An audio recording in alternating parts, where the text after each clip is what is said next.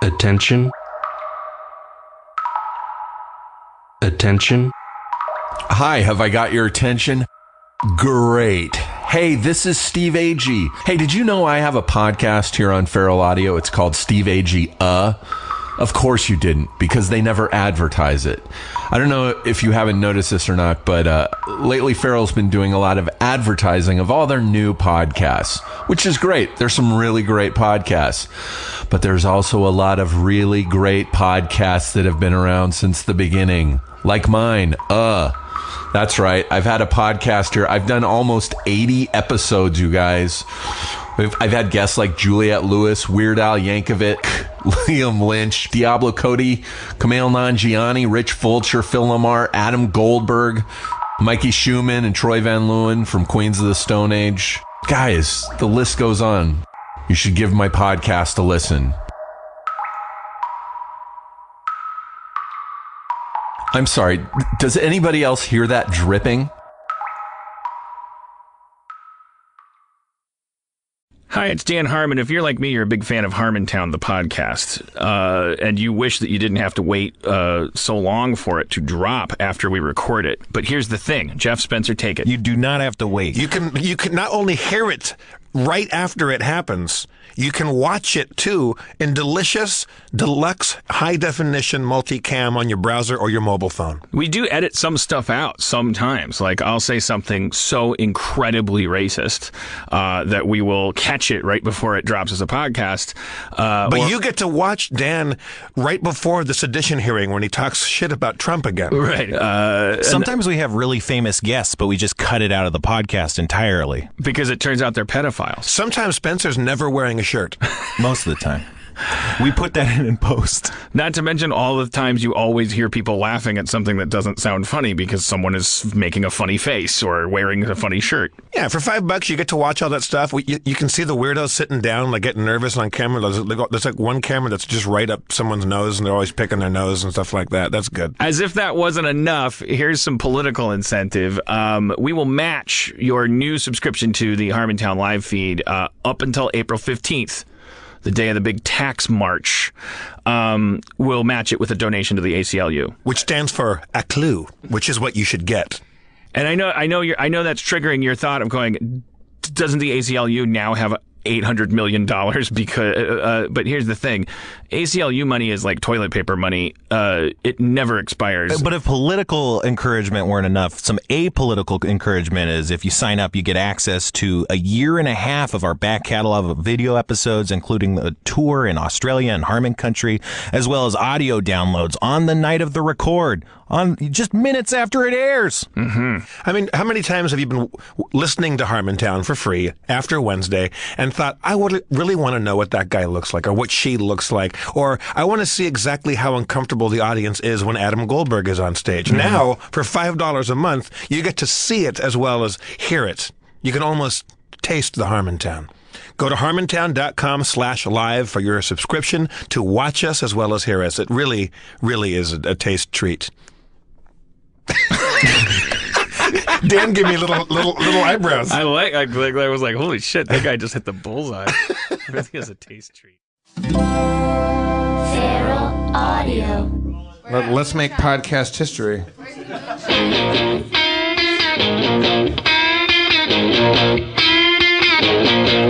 Here's a song by our friend Titanic Sinclair, who always makes the grooviest stuff. Look up Titanic online. From Harmontown. No. Well, yeah, from Harmontown. We're in Harmontown, in Hollywood, California. Welcome once again. Harmontown is now in session.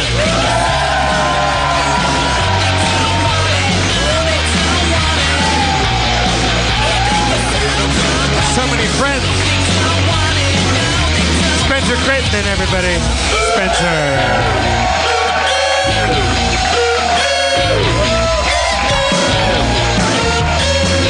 Rob Schraub.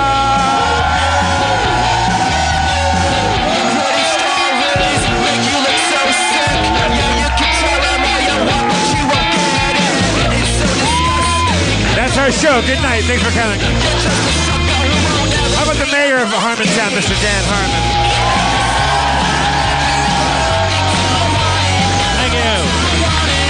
Thank you. What a show. What a show we have What tonight. a show! We got so much planned for you tonight. Brought to you by Dr. Pepper. All right, I came up with a bit. I have a bit. Here comes the bit. I have a real bit. Do you have a segment music for a real bit I have? Yeah. You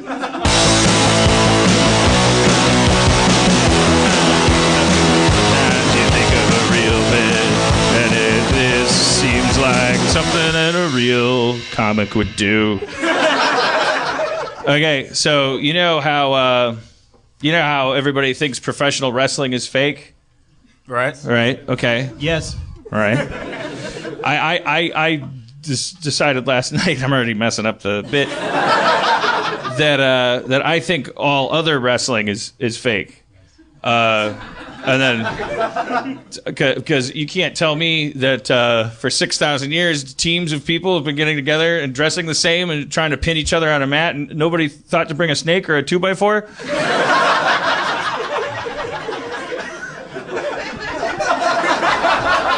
Yeah. So, 14 more years of that, and I'd have like a strong 10 minutes. Thank you. So, but in the meantime, back to the regular show, which is nothing. You're like 59 minutes short of a full HBO comedy special. Is the microphone supposed to be back further? Don't you guys like it when it's back further? I liked it better. The other one. I liked it better close. Not talking to you. That's okay. Thank you for the mushrooms last night. So Dan and I did, and Cody, we did mushrooms, and we went to a fancy restaurant, which is a terrible idea. I didn't know we were going to have dinner. Jeff in the car. What did you think you were going to do at the restaurant? Exercise? I didn't know we were going to a restaurant. Jeff in the car on the way to the Bel Air Hotel.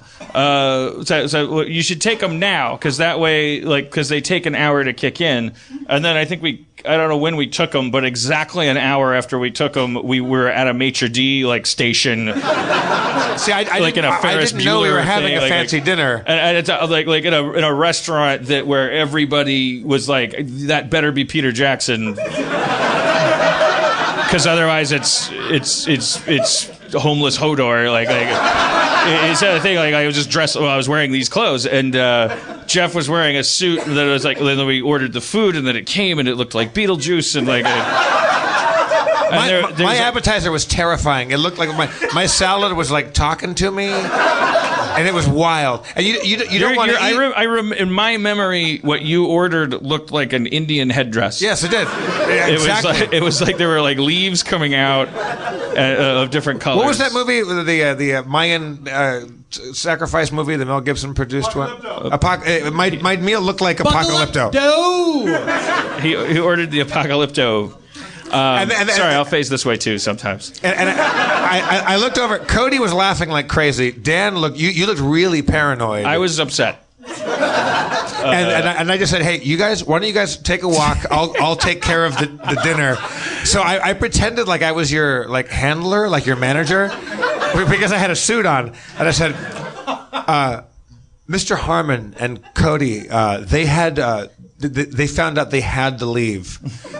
May I please get their food to go for them, and I'll take care of it. And so I sat there. We're running around in the front. I'm a seagull. So I walk out. I enjoy my dinner, and it was trippy because I was sitting there when you're on mushrooms, you're very self-aware, and you feel like everybody else is also kind of aware of you, but maybe they're not at all. Right. But now I'm just a dude in a suit with all 3 people's food in front of me.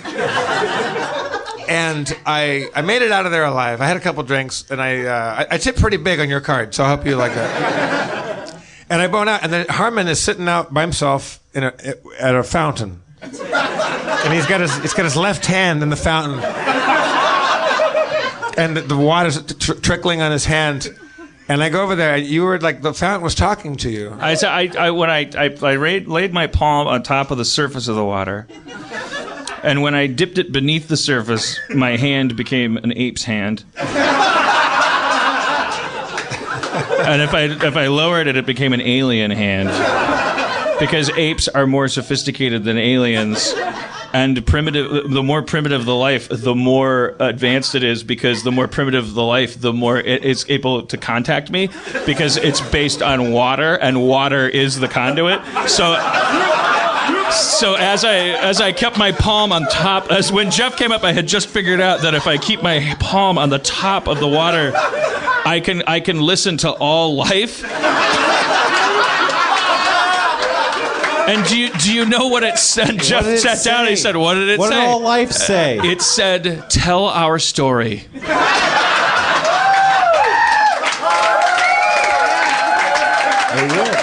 And I will. Life hitched its wagon to the right star that night. I see your story set in the Old West, but with Andy Dick as the sheriff. Someone pay me. I watched Aliens. That's what I did last night. Steve's got cups. We need those. Thank you, Steve Levy. Steve Levy, everybody.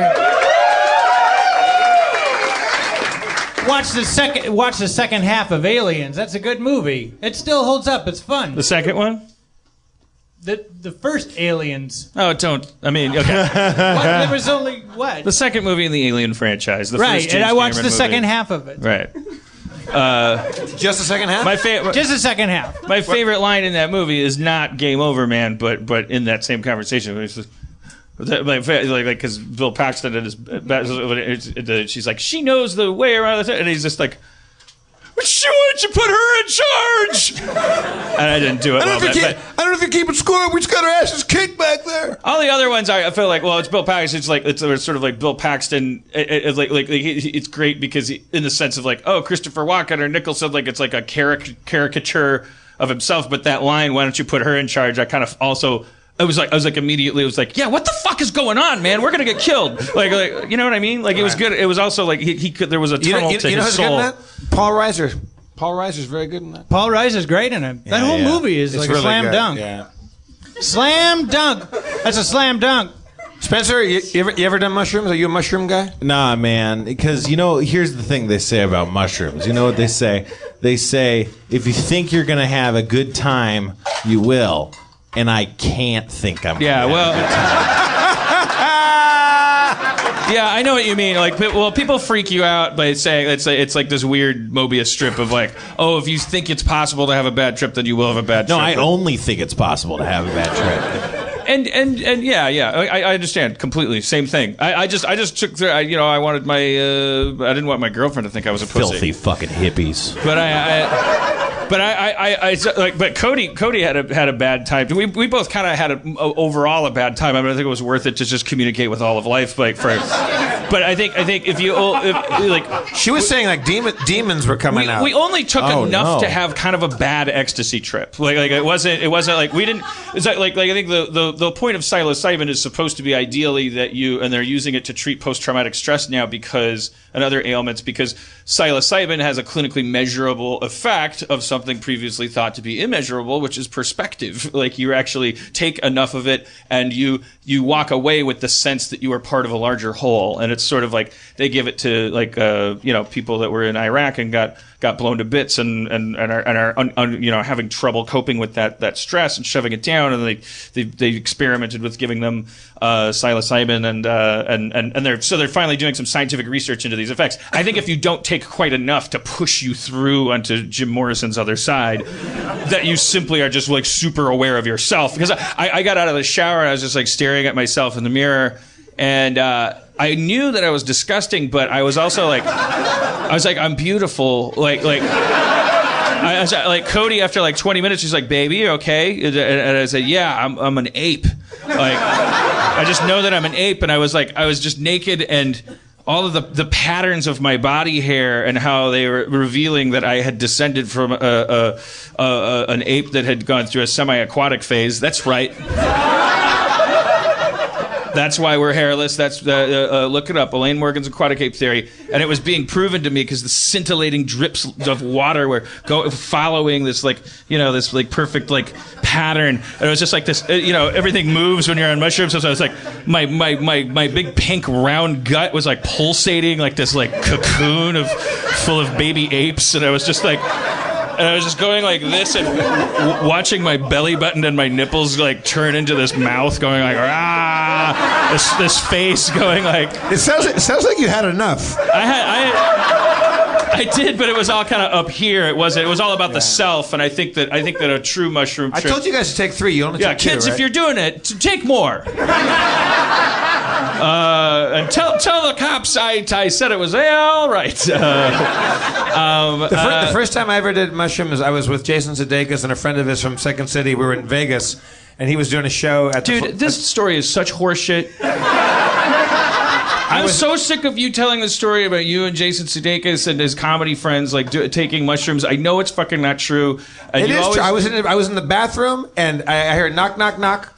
And then Jason Sudeikis is outside. He's like, "Hey man, you okay?" Because we just taking mushrooms, and I was like, "Yeah, I'm cool. I'm just talking to the shampoos right now," because the shampoos. He and his roommate. They were doing a comedy show at the Flamingo, and they were staying at a place near where Tupac got killed, I think. And they had all these stolen hotel shampoos, and they were like a little choir of angels singing to me. I'm like, "I'm cool. I'm just singing with the shampoos." And Jason's like, "All right, see you."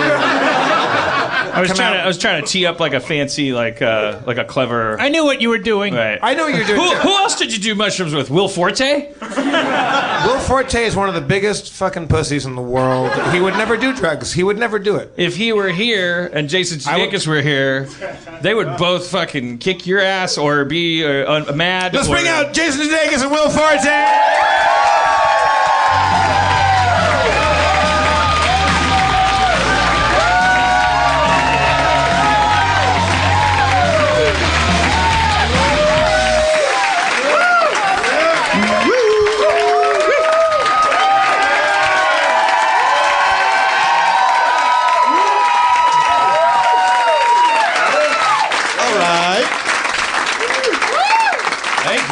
Hey, Will, I'm sorry about the whole pussy remark thing, man. That's all right. Okay, I feel bad about that. He didn't know you were here. You look a lot tougher now, Will, with the shaved head thing. You look much more like you might kick my ass for real.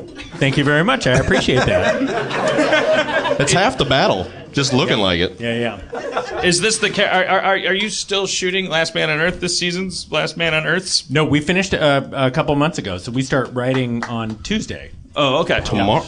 And so you actually sit in the writer's room like full services, but you can't. At a certain point, there's overlap, right? You can't. There's overlap. So then at that point we do the acting all day, and then I got to write at nights and on weekends. That's not true. Come on. No. I don't mean that to be like you're lazy. Literally. Acting in a scene. I'm acting in a scene with them, and it's like, okay, cut. We're gonna turn around. I go this way because our chairs and the food's like over this way. Will goes this way, and then there's a laptop open and works on it on the laptop the whole time. Because I was like, yeah, I'll do the show. It'll be fun to hang out with you and act with you. And it was like we only got to pretend to hang out. I mean, we got paid. But then you left, and then you went to go do his other job. Literally during the day. That's pretty remarkable. I work very hard. I'm a very hard worker. It's incredible.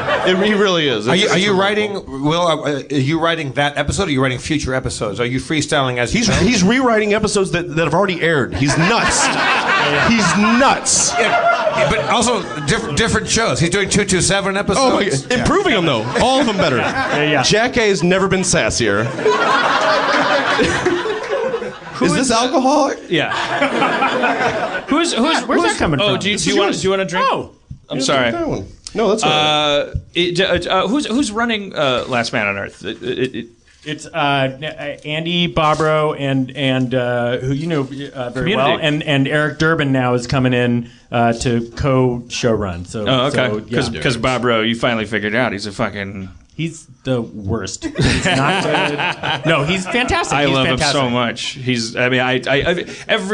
I was talking to Monica Patrick, an old community writer. We were at the hotel having brunch, and we were just everybody's scattered to the to the 85 wins now. There's a community person everywhere because we did 6 seasons, and I'm sure some of them are like, I'm sure they all hate me, but I'm sure also some of them.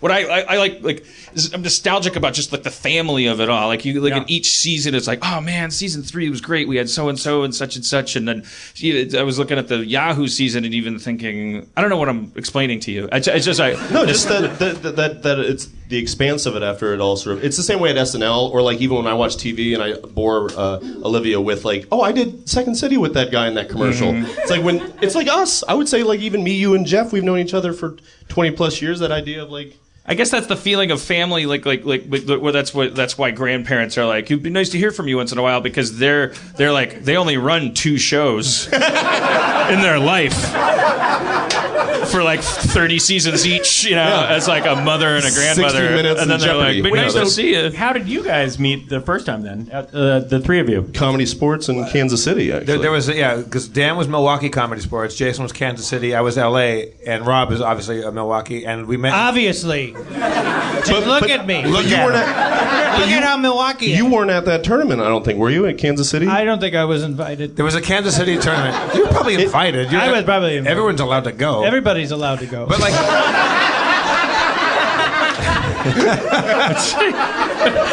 You guys became an 80s mattress commercial for a second. Serta, Springer, a galaxy of savings. But like Jason, you were in a group with our friend Jeremy Carter, who's in Super Ego. Like we all, like not every city, but a lot of the cities in Comedy Sports, when we went to a tournament, they were kind of the younger crew that we all kind of circled around each other and became friends, and we all like have remained friends. It's really crazy. We all were kind of annoyed at our bosses. I mean, bless all their hearts, but but I remember there's always that thing. Name names. James Bailey, Clancy Hathaway, and Dick Chudnow. Yeah. Like I know all their names. I remember their names. Teenage anger doesn't go away that quick. They're still making money off it. We would all just like talk shit about our kind of bosses. What kind of shit? Well, they were just never doing anything right in our minds. Yeah, the bosses. We were 22 and we were like we were so funny and like oh, so and so is paying us $20 a show, doesn't give us gas money, and like doesn't he know how to run a thing? And they didn't. They were great. We wouldn't have all met each other. We wouldn't have met the friends. I mean, I mean, tough to be the boss. I wouldn't have got on Whose Line if I didn't do 10 years of short form improv. Like that was a school for that. Yeah. But we all eventually said fuck this shit and like moved on. Yeah. And I'm not an actor, but of course, as a writer and producer, Comedy Sports gave me all my people skills. It helps you when you're dealing with the network. I would have been a real bad apple in their eyes if I hadn't learned to say yes and to every fucking idiot. They still don't like me. But was that? Well, I don't know. So let's talk about writer actor hybrids. Because you're talking about, well, I just don't even, I mean, I really want to get my head around that because I'm having pings of insane jealousy there with the idea of you being on set, having sold a show, created it, developed it, and now you're on the set and you're still running over to the laptop like I've got such a man crush on you for that, and just because I told you this would be fun. I mean, what are you really? I didn't know that I would meet somebody. In the scene that he's describing, are you? Is what's on the laptop like scenes that are about to shoot that week, or is it like a next episode? No, we will. Every once in a while, you'll get into a case where you're writing stuff for stuff that week, but usually it's jamming out the stuff that's coming the following week. I mean, ideally, you're to a place where you get this stuff all settled before you're even shooting. Cause ideally, yeah. I hate, but it does not happen all the time. Every year. It's like the first day of school. You're like, here's my math notebook and my trapper keeper, and the unicorn's gonna hold the pencils, and here's my 3 shirts I'm gonna wear, and then 2 days later, it's bubblegum unfolding like with the thing, and like I have so many Doogie Howser journals, like either in real writing, they're just like 5 strong days, and then I forget it and go on a trip, and it's like, well, I'll never fuck that. Like, I had this one that was like, it was like a little tiny one like this. It was like write something for 5 years. I got it as a Christmas gift, so New Year's. All right, great. Literally went 2 days, went on a trip, and now it's done. And I won't. It's like I won't even pick up on it because it's like, no, if I can't do the 5 years straight, I'm only 5 months into it, 6 months into it. I'm like, no, it's dead to me. Sorry, I blew it. You squandered potential. When you got from I was with you in I was there in Las Vegas the night we happened to be in Las Vegas. You were in Second City, Las Vegas. You had been bumped up to the minors from Comedy Sports 2. Like you were doing like there was like 30 people in the audience in this club in Las Vegas, and it was a funny improv show, and but you were kind of beaming and trying to keep your Don Draper vibe, because you're such a hipster. But then quickly we were told that like the scout from SNL had been there that week or maybe that day. Oh, I don't remember. I don't remember the exact timeline. But I mean, that's where it was the night that it was like official. I think that you were going to be on SNL.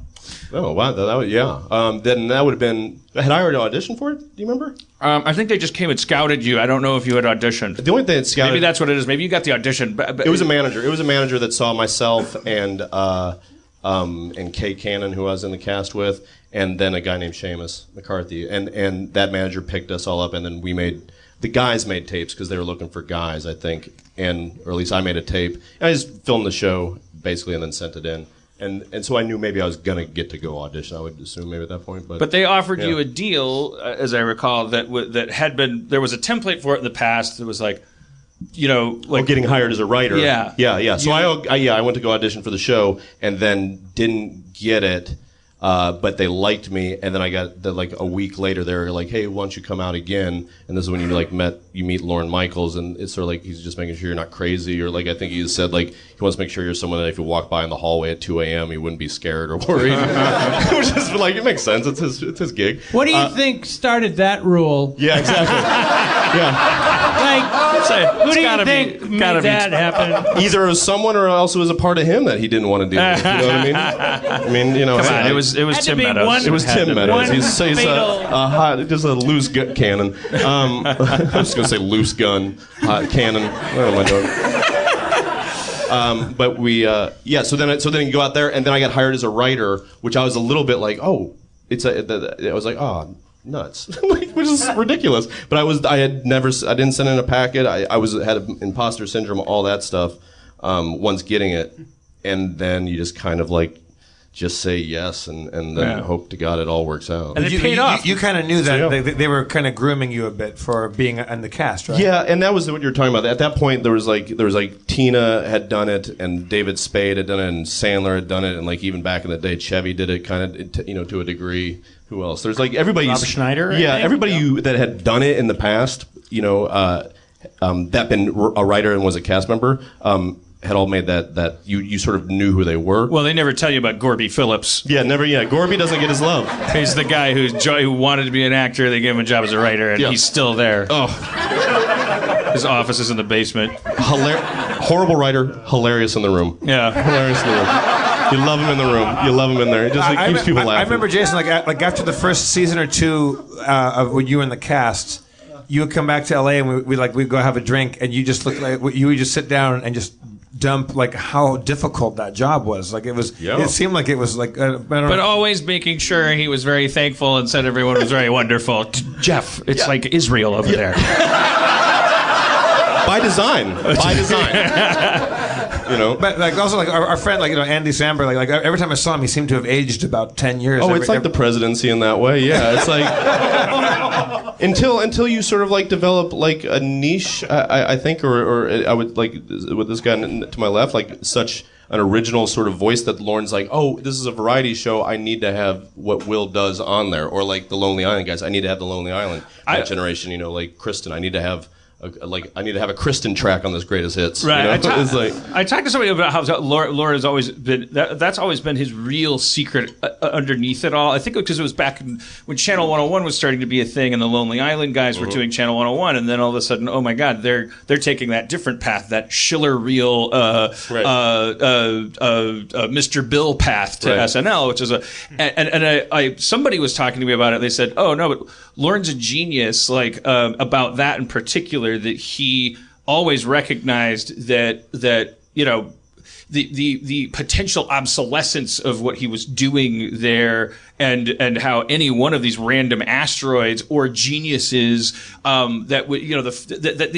had this way of he would beckon you in and say, look, I know what you want and I know what you deserve, and I'm going to set you up so that you can have it. So the Lonely Island were getting their card that said it's an SNL digital short, that's their property. Right. He knew that about Smigel. He understood that that you can't create an army of generals. You have to give them you have to let them have the illusion that they have their own world. No, it's true. I would say that he is good at that. You have to earn that, though. How far into Will and Jason, how far along when you were a cast member was it when you found okay, this is my niche, this is my thing? Did that take a while, or because I remember at one point you guys were just my favorite. That cast was really good, and you two together especially, because I went to one of the tapings.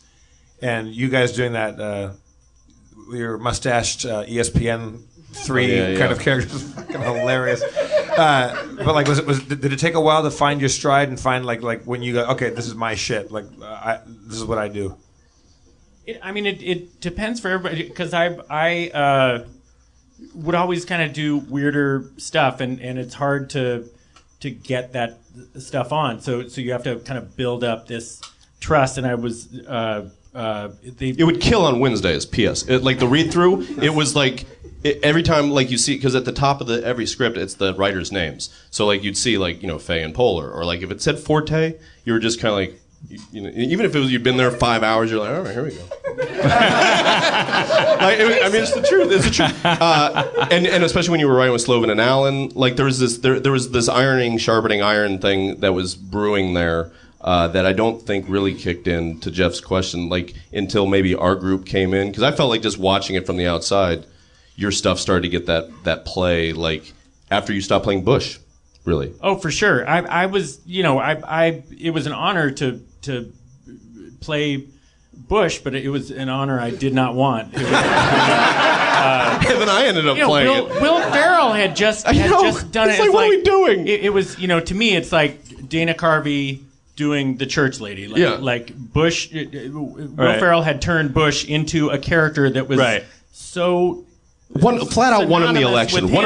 Ruined our country for 8 years by his talent, his charm. You can't have, Dana Carvey would not leave and then somebody else come in and do the church lady. Right. So, but you have to do the president. Right. So I, somehow became that guy, and I was shitty at it. That's not true. At the beginning, when he was all whiny, you were great at it, because you were like, oh man, and he was like.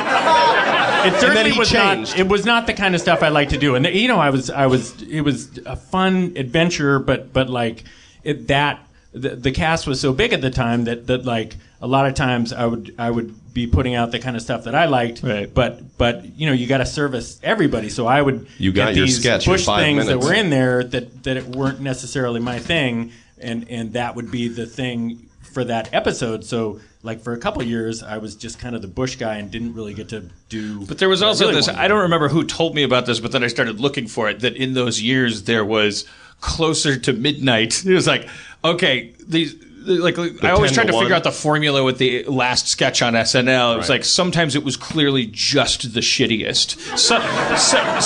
Sometimes it was one that I have no idea. You guys could tell me, and maybe for political reasons you wouldn't even be able to, or it would take too long, or there's no formula. But then somebody told me watch the. But sometimes it's these weird pieces of esoteric brilliance. These just good quality sketches that were and it was Forte's name that was attached to that. That we go oh, there's you got to watch till midnight because there might be a Forte sketch coming because they're putting them there not because they don't believe in them, but because like the spelling bee sketch. Like a hidden track. Wasn't that that was what I was going to say was the episode where I felt like it all kicked in. That was Jack Black hosting the Christmas episode of what happened to be, oddly enough, my generation's first season. I was lucky to be there 2 years. I was there. You were there. Yeah. So you had Jack Black kicking ass his second time hosting, singing an amazing King Kong opener. Then you have there was with Wig and I, the first two A-holes buying a Christmas tree. You had Christmas Time for the Jews, a short thing, amazing short film parody by Smigel. You had Spelling Bee with Forte, and then most importantly, I would say most iconically, Lazy Sunday. By Lonely Island. That was and that all was one just night, like really? That was all one episode? It gives me goosebumps. Or was that thinking one about it. season? Yeah. One episode. That was Christmas episode of 2000. So that must be why I was watching it, because like my friends were like, oh my god, they had just gone up. I was at the party where Bill Hader was also alongside them, was like being sent up in a balloon to New York. Absolutely, like goodbye guys. Sure, And so I must have been watching that night, going, oh, this is the first, or maybe it was just because of the Lazy Sunday thing, because they had done stuff before that, and Lazy Sunday was kind of their whatever. Yeah. But the spelling bee thing, I just want to talk about for a second. The sketch, the spelling bee sketch. I'm sure if you just type it into YouTube, who knows, or something, you just find it. It's simply judges at a spelling bee saying, all right, your next word is, what's the next word? Business. And then the entire sketch from front to back is Will Forte incorrectly spelling business. And that's it. That's the whole sketch. He doesn't finish, and then they go, oh, that's not quite right. Why don't you try a simpler word like cat? And then he does it 3 times, and then in the end he spells a really complicated word really well, and then you're done. The entire sketch is him failing to spell the word business. And it's not a short sketch. It's Conehead size. It's a proper size, a Hungry Man Jack sketch size, but the whole meal is him. It's just different letters. Q. How many times did you say Q? Would you do numbers at one point, like adding numbers into it? That was a hard one to get on because it was. I had done it at the Groundlings a bunch of times, but killing it at the Groundlings. Always would go very well at the Groundlings, but you did it at SNL. It wouldn't get picked. You would do it at Smigel would have you do Night of Too Many Stars. You'd play Radio City Music Hall and do it. It would crush, and then they would put it at the table or wherever you guys were doing those, where he would ask you to do it at a benefit. It would crush, and he'd bring it back to 17th floor, 50 people watching. Everybody's just like, it's killing. But everybody's like, it's never going to get on. And it wasn't... Well, I got to hand it... Jack Black was the one who really pushed it forward because he is great. And he's such a champion of comedy and just really if it wasn't for him... it wouldn't have gotten on. So what's that same like with when you write... when you wrote a really weird sketch that was kind of esoteric and strange and you go into that read-through where everybody's... you got the... piles of paper, there's all the scripts that are just you're reading through everything. Do you have to get up and really perform that, at the table? You really have to sell that to the room, right? Oh yeah, I mean most of the time you're just sitting down. Every once in a while, if there's something with a little more action, you might stand up and do some of the stuff. But you do it pretty full out. Here's something that maybe no one thinks. What does the writers' room look like when you're at SNL? It's like an office. It's just like a conference room, vibe. It's almost like the big Commons. Table. Everyone's sitting around it. Big but then table. on the outer wall is everybody. Sitting around the table is all the cast, and depending on how many there are, right now, there's probably not much elbow room. It got to a point when we were there that there was a nice amount of room. So the cast is around the table, and then there's at the head of the table is Lorne and the host.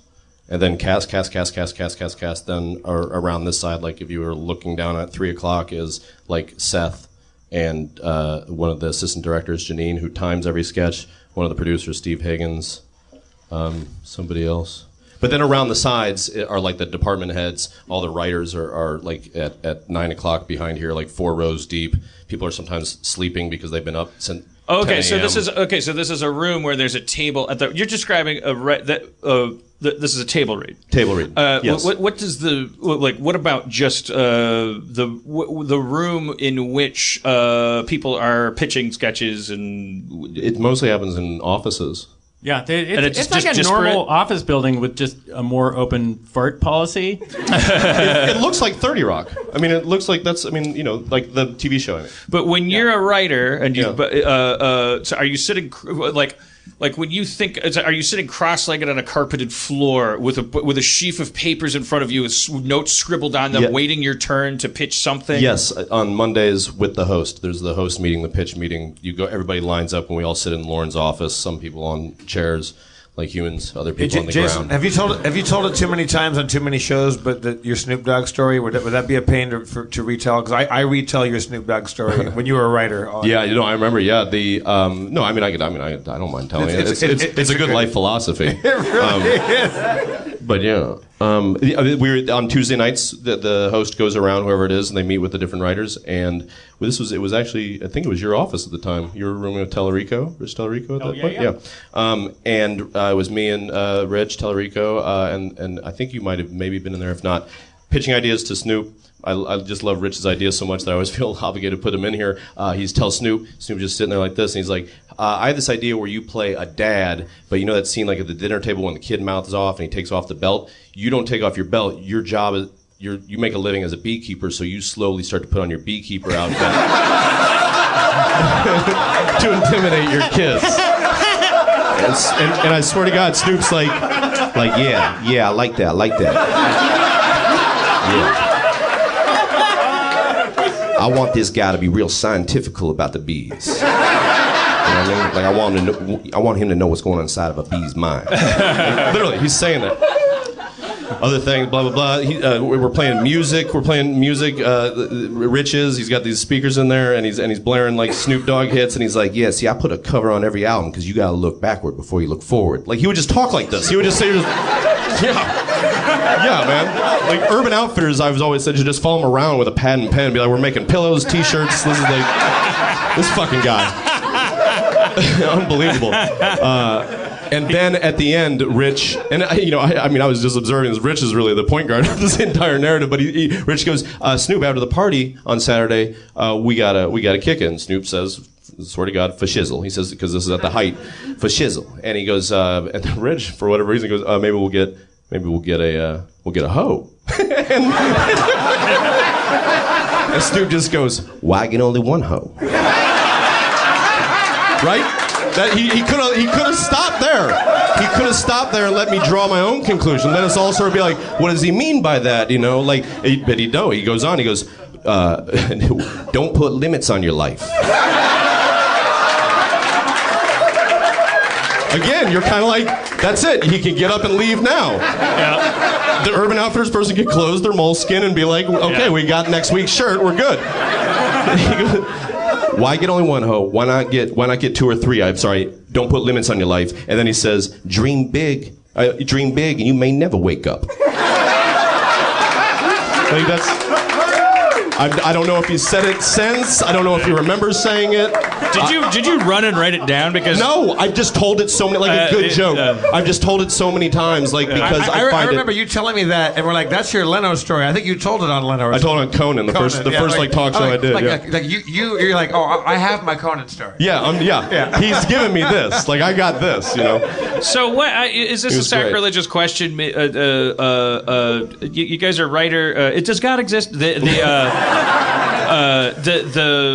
And would he like Jewish people? I assume so. It's I made the Israel comment earlier. Now I have to counterbalance that. I got to remember some anti-Christian shit. It's out there. That war is still happening, right? Jews versus Christians. Yeah. I don't want to get mixed up in that. You guys are both writers. You're both performers. Forte, you were in the... I love this question. Yeah, right? You were in the... Wait till he gets to the end of it. It's awesome. You helped him write this one. Yeah. Been working all day on this question.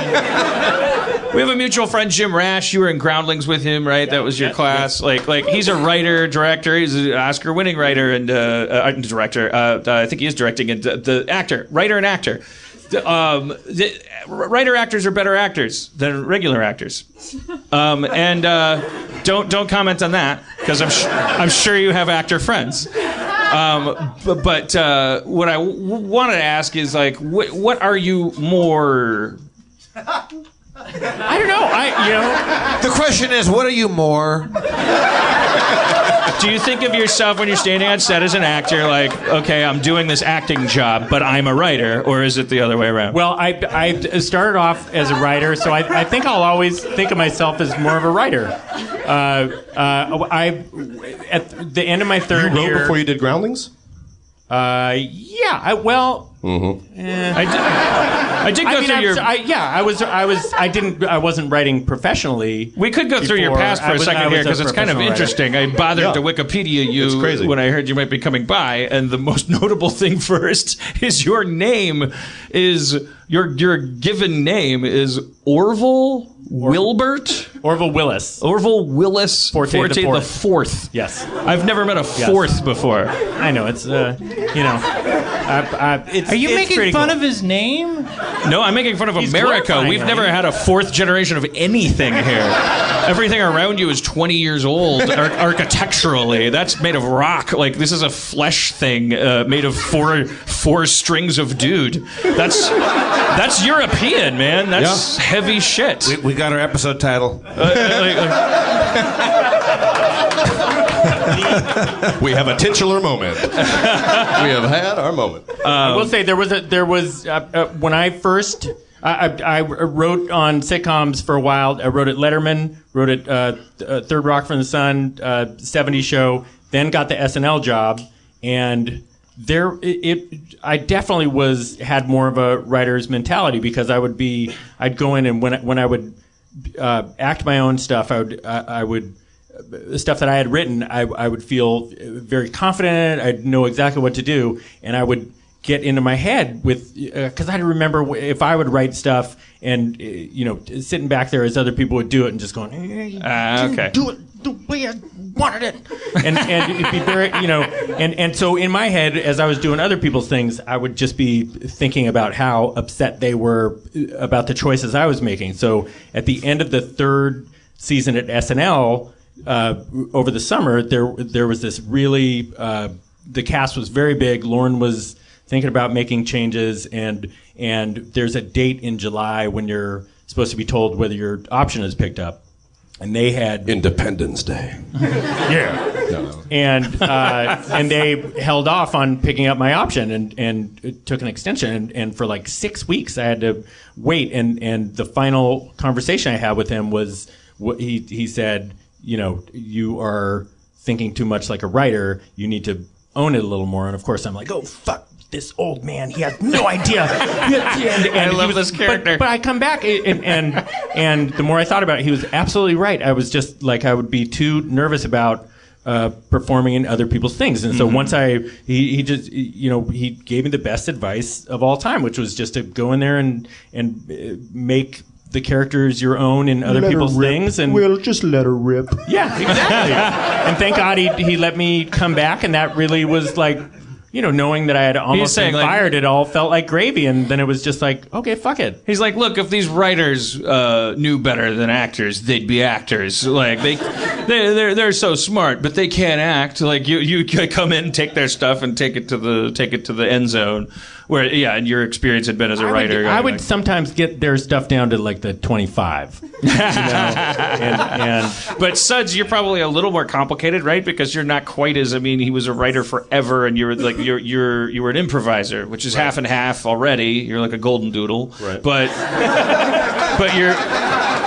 Also, we call Jason Suds. Yeah, P.S. Yeah, right. But your passion was for performing originally. Yeah. I mean, and then they're saying to you, well, yeah, but you're a writer, right? And they're putting you in the writers' room. So when you're in front of a camera or on a pink and seafoam poster with 3 starlets and then your face, part of my face. They added some stuff to my face. Eyebrows, but I know what you mean. When you're studding it up in front of the unblinking eye, over the shoulder. Your beard in the Mother's Day poster is really great. Yeah, it's really it's like Drake density. It's like it's a healthy.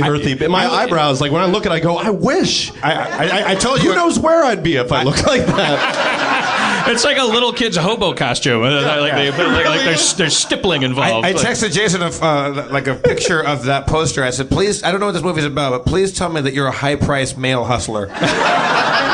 Yeah. And your eyebrows have their own beards. Like you're made of beards in that. It's amazing. Yeah. No, I'm with you. When I saw it, I was just like, yeah. I mean, whatever. That's so great. So are you an actor that that has used your extra ability to write to?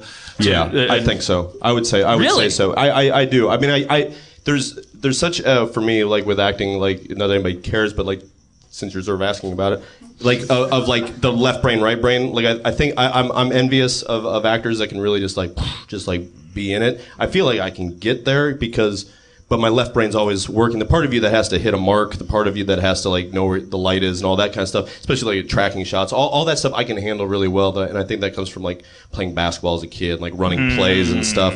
Like it's like so sports come back around to haunt me. I mean, no, but I think it could have happened with like any sort of group mentality. I just didn't have like the group of kids that in my neighborhood they played sports. They didn't put on plays. You know what I mean? Right. And I don't mean that as a smartass because I know there are neighborhoods like that, and I was lucky to meet those kind of kids in high school. But like, so I'm like always cognizant of like what is needed to happen to make it like at least not have to cut because of some physical malfunction. You know, that brings up an interesting question for Tate. You're writing for yourself, and that means to a powerful degree you're blocking yourself. Like a director could come in and say, "No, I think you should be in the doorway." Sorry, I burped. It's gross.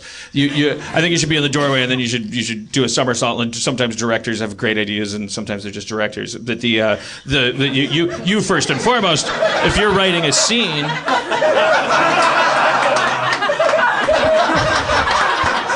It's how you respond to that sentence that says more about anything. You know what I mean? I'm sure it was very visual, whatever's going on down there.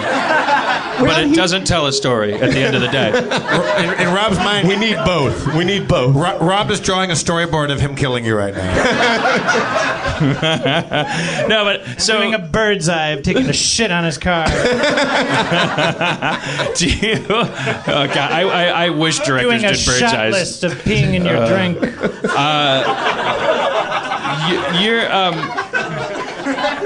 You said you have a specific brain. I mean, you're you're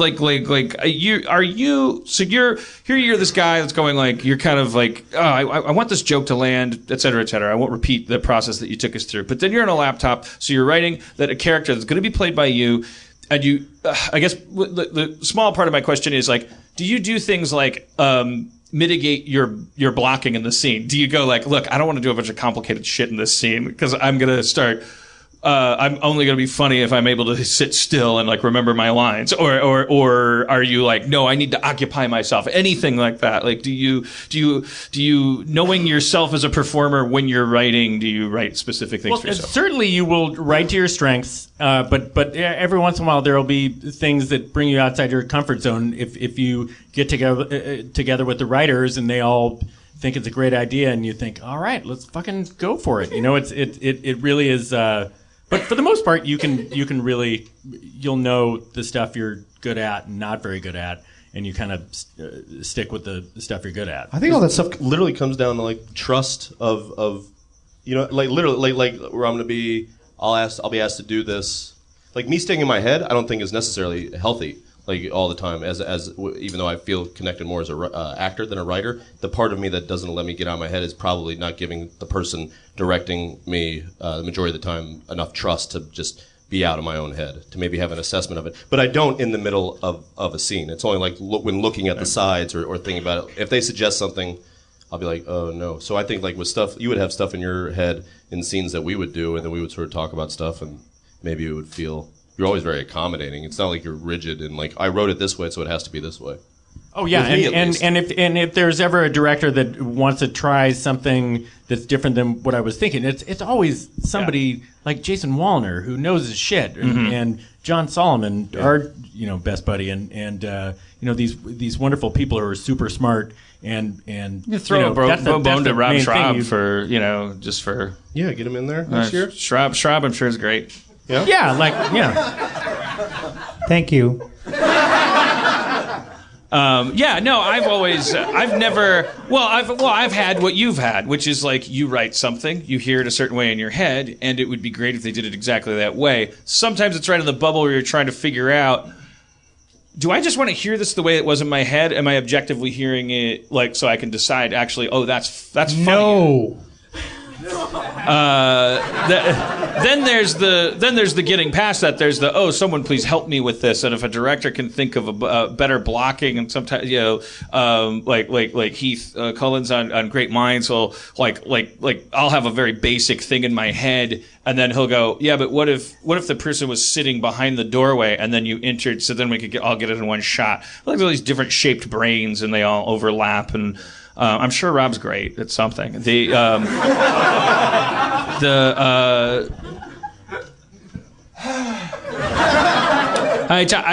told you he wouldn't have fun. I just remembered something that so we finished. I think I need a table next time I'm on the show. Oh yeah, what are you gonna do with that table? Nothing, I guess. Maybe you could use it to distant or fuck. Maybe you can use it to stutter and emotionally distance yourself from the people on stage. It is so weird. We bring Spencer out first, and he sits in the corner, and we never talk to him. And now you're bringing me out. Yeah. No, yeah, I was slowly. Hey, fill the stage full of people who don't talk. No, it's our fault. You guys were all kicking in before we got out here. It's all good. I just don't know anything about comedy or directing or those things you guys are talking about. Right. But that's otherwise, you could be sure I'd be in there with barbs and jabs and bits. Why don't we talk about barbs? Oh, man. You want to talk about barbs for a second? Can we do a little Barb corner? Yeah, Barb Thomas. Jesus Christ. Adrian Barbeau. There we go. Hey, Barb's Jason. in there. Barb is in there. Jason, you brought up basketball earlier. You and I. Yeah. No! No. This is more about comedy than about sports. Jason grew up in Kansas. Correct. And you used to play with some dudes from the Jayhawks, right? Like from the team? Like, sure. Yeah. I mean, And Jason Sudeikis, this dude can play basketball. He's really good. Well, not compared to those guys. But yeah, but you can But compared to everybody probably here, I would say I can get rebounds. But also, like, you love your high top basketball shoes. I do love to my the extent that we went to your house. You got a room. You got a whole walk-in closet that's just for your high top basketball shoes, which is. There's low tops too. With that much room, you got to have low tops too. Do you have any medium tops? 3/4 tops? Yeah, I'm wearing some. Damn, those tops are 3/4. You weren't kidding. Look at those tops. Yeah, go all the way up. So Jason and I. And they don't go all the way down either. They're kind of like split the difference tops. They can't make a choice. Those tops split the difference between the high and the low. Those are some Wednesday tops. 50% of the tops. So Jason and I went to go play basketball. And we went to justifying. We went to a basketball Turned into court. Bill Cosby at the end. Those are some Wednesday tops. Those tops are completely. Those tops are. I'm telling you, Camille, those tops are halfway up the ankle. That's not funny anymore. No, it's not. No, it is. It is actually. It is. It really is. It's getting funnier. The fact that we're not talking about why it isn't funny is making it really funny. And you went with Camille. It's really funny. So Jason and I go play a pickup game in West Hollywood, on San Vicente, and I played there before, and it's a pretty intense pickup basketball game. And some of the guys there talk a lot of trash. It's a lot of big mouths, and it's usually the guys that aren't that good that are talking the most trash. Oh, and isn't that just the truth? Isn't that? So I missed my free throw. You got to make a free throw to get in the game. I missed my free throw. Jason gets on a team, so I'm just chilling. And Jason, I think you matched up against one of the biggest loudmouths on the opposing team. I usually do. And Jason had the funniest shit talk of all time. He kept scoring on this dude, and every time he'd come down the court, he would say, "Do you know that they call me the electrician?" Like he would have a new occupation. So he'd be dribbling the ball, and the guy hated him so much. He's like, "They call me the electrician." And he'd shoot it. He goes, "Because I'm putting the lights out." What were the other ones? I'm sure the waiter. What was the waiter? Like dropping. No. The waiter was serving up funky dishes. There was the plumber. Clumsy cashier was dropping dimes. Like stuff like that. I like that you can be so good at basketball that you become bad at another job. Yeah. They call me the terrible mailman because I'm not bringing anything to you. Get out of my diner! Go play basketball! I said get! But I remember the other team. I'm such a terrible janitor at this diner. I should be mayor. Yeah. A lot of people don't sniff that out, right? Yeah. What book did he read that made him think he could be Mayor Hill Valley? But there was a point when you were pissing off that guy that even his own teammates were laughing at him because you kept clowning him, and it was the greatest. I just remembered one thing from the mushroom adventure. After my hand was laid on the surface of the water, and I communed with all life. Cody was back in the bungalow, like rolling around on the bed because it was soft, and then I went, and we made the mistake of trying all kinds of things, and then, but you don't need to know about that or picture it. I kind of want to know. I want to know everything about. I want to know a little bit about that. But there was a point I wrote down the quote. Kind of just both individually kind of rolling around because for me the ceiling was like a pool and there was like I might fall in it if I close my eyes, and then Cody said, "I want a baby, or maybe I just want a soft bathrobe." And she should have the right to make that choice. That is her decision. Right? That is a woman's decision. All right, guys. Thanks so much. It's one of the two, though, for sure. Yeah. So it's iconic. Remember, Jason, can we talk about this? The first time that I ever did it. Are you okay talking the about mushrooms? It? Yeah.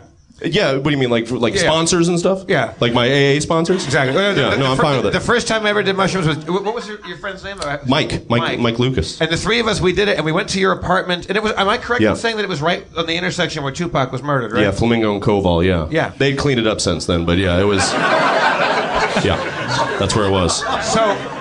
The Meridian was the name of the... There was a little ritual that you guys put me through at the beginning. We like chopped up the stems and the caps, and there was some little vehicle, like a little choo-choo train or a little... That was all improvised. Like that was Mike being stoned before, I think, on mushrooms, and just a very like creative guy. There was like a little like wheelbarrow or choo-choo train. We created like a little altar kind of thing, ceremonial. And you had to altar. make a wish, and you had to push the choo-choo train with the mushrooms in it. And if it fell over, that was good luck or bad luck. Yeah, that all makes sense. Why do we even need these drugs?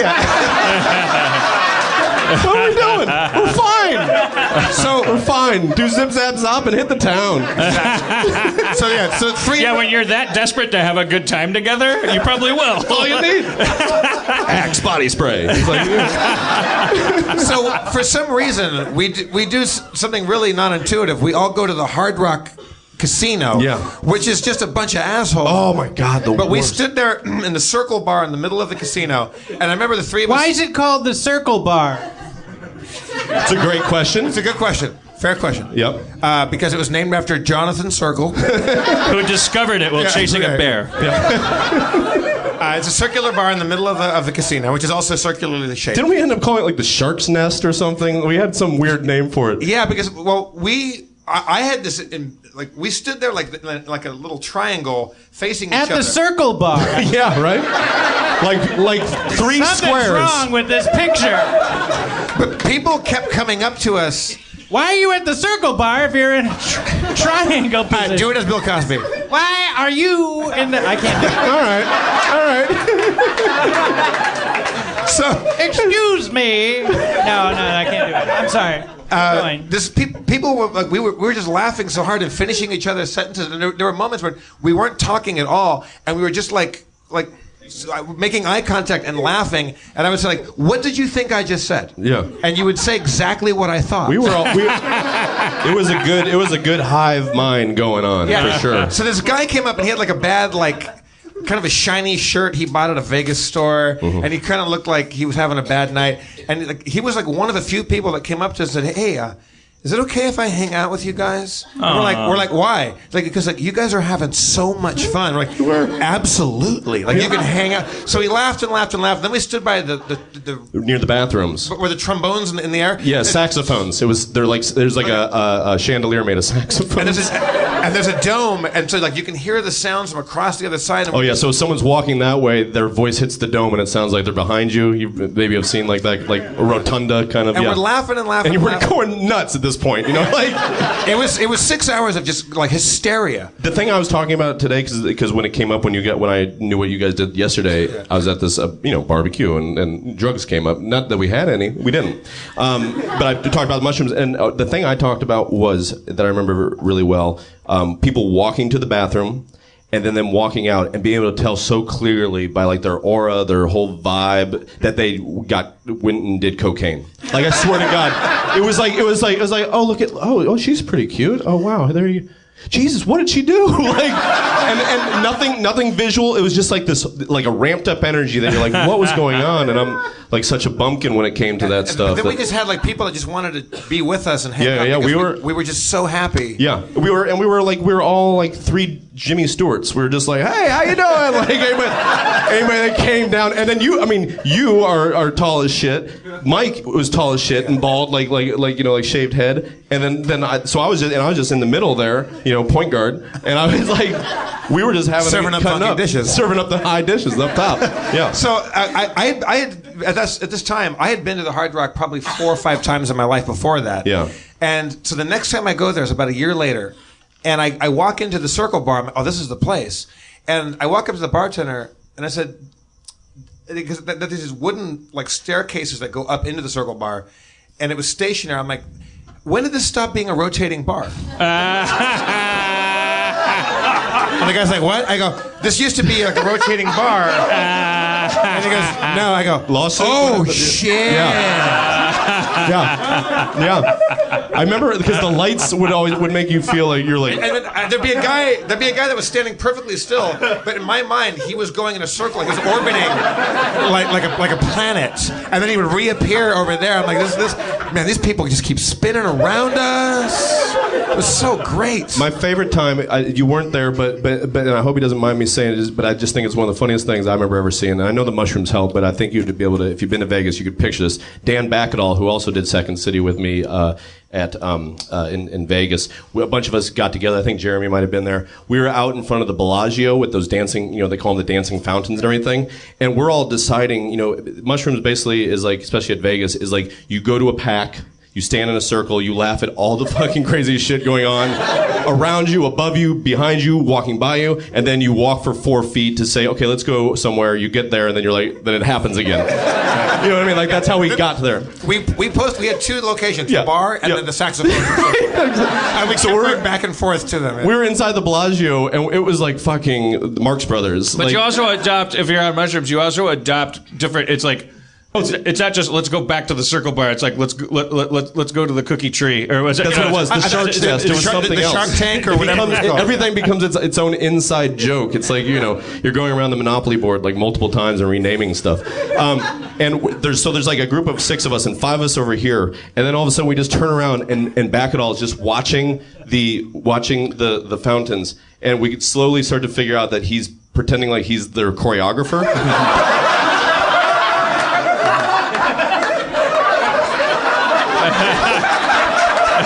We're all like,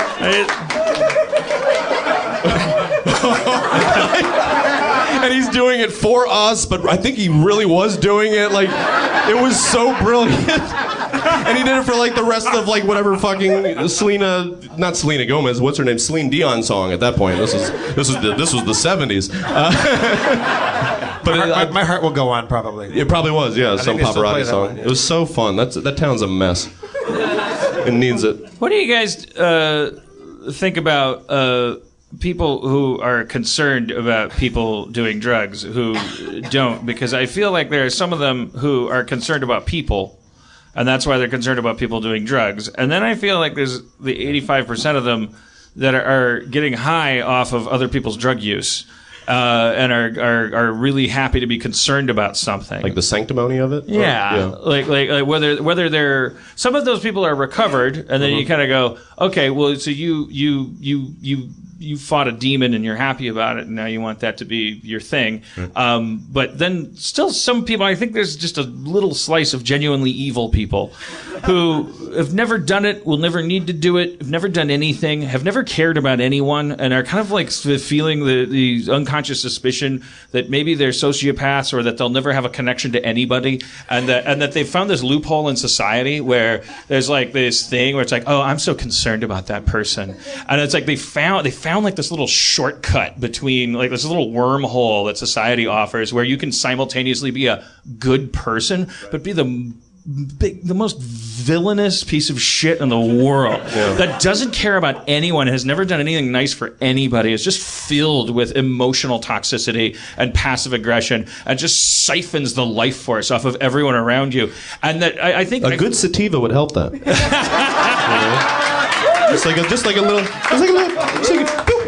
boop, not a boop, a boop. They'd be gone.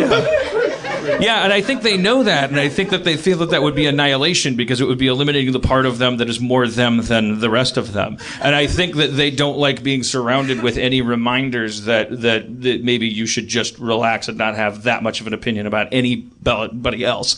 Yeah. And they kind of enjoy the fact that statistically speaking, sooner or later, people who are okay with drugs, statistically speaking, every once in a while, one of them dies or has a problem or gets sick. And I think they kind of fucking love that. I think they really love that. I think they love that as much as we, just Western society loves the fact that every once in a while a suicide vest goes off prematurely. Right. Like we think, we were like stoked to hear about that. And I think there are people who show up at memorials for writers that overdosed, and they're there for the same reason I am on the surface, but underneath it, they're like, this is fucking cool. I knew I was right.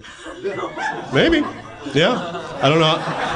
And some of those people run shows, and some of those people spread their cult to everyone underneath them, and fuck you. Do they know who they are? No. Let's keep it that way. Tell me. You can just address me directly.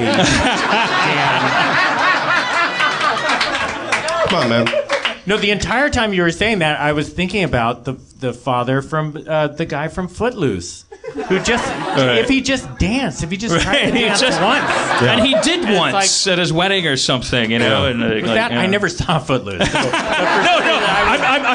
I did, but you never saw Footloose. But you get it. Yeah. How have you never seen Footloose? I don't know. You know the song though, right? I haven't seen. What's the? Not Goonies. What's the other? I've seen Goonies. What's the other one that's Star Trek? The other one, King Kong. No, I haven't seen Goonies. I saw Gremlins, but I haven't seen Goonies. But Will, this is really weird to me because I was in your Wikipedia page. It said that recently. Seen Goonies. Recently, it says in your Wikipedia page. I like to get it out there that I've seen Goonies, but it's like a. You got to update that. That recently you were in a radio play performance of you're doing something on Broadway now. It's like a radio play that's it's an adaptation of Footloose, isn't it? And you were a loose. Like it's Footloose? Foot looser, tighter. It's tied foot tighter. Foot tighter because still loose. And the subtitle is a loose interpretation of the Footloose. Yes. Is that a working title or is that a done deal? Doesn't matter. Is it all right if we do a scene from that? Yeah. Sure. And you play the Kevin Bacon role, Thaddeus Foot. Yes. Well, let's you guys are off book, right? Yeah, but it's only because I've seen it a bunch. Right. Schraub, you know the performance we're I'm not talking about. studied in it. I might pass out. Yeah? I don't feel really good right now. What's wrong? No, we're starting the show right now. Shit, Maybe you just need to dance. Oh, this, by the way, this is they do this amazing thing in the show where, like, if you're sitting in the audience, this is happening 2 seats down from you. This is like a thing that happens. I will never, mark my words, I will never, ever, ever dance. Period. That's the end. That's the end. Yeah. Is it that quick? That's the end of the show? We did not get good reviews. Yeah. That is true. I can attest to that. Wait, so the show starts with 2 people in the audience doing that, and that's the end of the show? Yeah. Oh yeah, easy to say now. It sounds stupid when you say it. I will say, the production budget is so inexpensive that it actually kind of makes money. Yeah, it's the Always Sunny in Philadelphia of Broadway shows. It's like it's the most profitable Broadway show in America on Broadway. We don't even need a stage. It's brilliantly conceived, but I don't know. I just have a hard time when people finally get to see something. All the work that went into that, and then for you just to chip away at it. You know, it's like. You know what I mean? It's easy to do now. I just feel like it had first, second, and third act problems. Yeah, no, I don't disagree there. But still, you know. Do you remember the Goonies show that you were in? Well, that was a longer time ago. I do remember. Never feed them after midnight. Do not get them wet. And a third thing. But it's probably been discussed, I'm sure, on this exact show. But when can they start feeding them again if it's after midnight? Well, isn't that answered in this scene from the Goonies play that you guys did?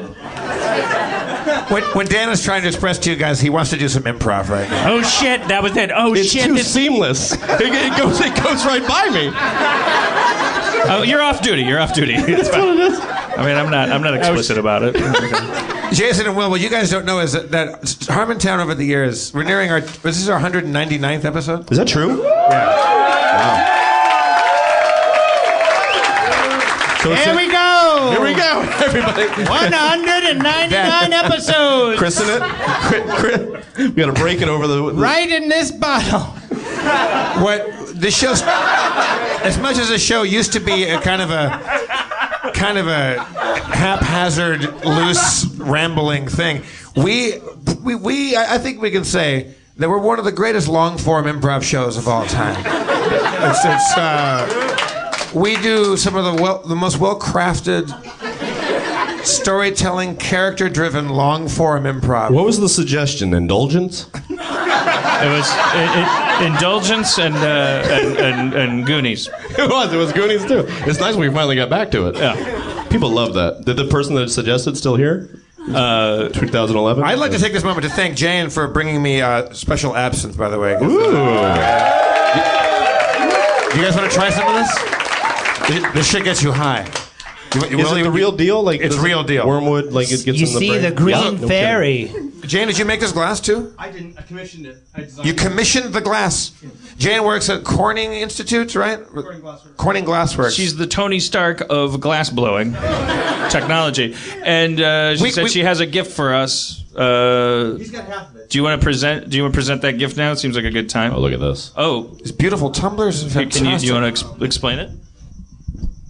Explain it. It's a glass. Explain. It's glass. it's a sodium calcium silicate. No. Can you be more specific? 28% calcium oxide. Okay, believe me, I can do it. Sorry. At what temperature do those two elements bond together and form glass? Fahrenheit or centigrade? Let's go centigrade. Oh gosh, no. Let's do Fahrenheit. Come on, I'm the guest. I'm bi. I can do both. Yeah, thank you. Give us both, but put them in whatever order you want. 2150 Fahrenheit. 2150. That's when you get everything all melted in. You can gather it and work it. 2150. About 1150 centigrade or Celsius, I should say. Damn. So you've got the double rocks. You've got the single rocks glass. These were designed. I designed them so based on Perfect. That's what it's for. Well done, sir. It works. But so there's supposed to be sort of a mashup of a classic rocks glass with Solo Cup, which is sort of one of the symbols of Harmontown. That's awesome. So in honor of the 200th episode for Jeff and Dan, he's got the Absinthe of Malice. Take a big swing at that, Will, because we had a guest when we were in New York, Rory. What was Rory's last name, Dan? Albanese? Yeah, Albanese. And he lost his fucking mind. He did. He went completely bonkers. Rory was drinking it like Welch's grape soda. Yeah, he was going at it. At some point, I just took the bottle away from him. It was like no. I want to taste it. Can I taste it? Dan's also got the Earthshine, the original that I brought in episode 78. 100 and how many episodes ago?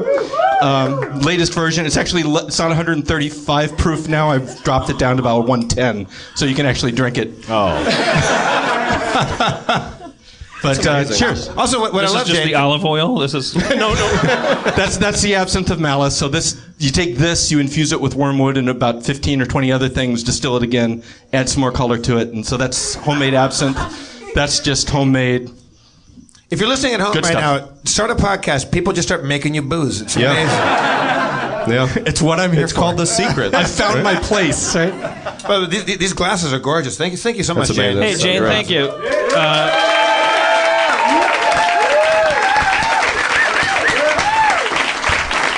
Jane says, I'm done with Sergio.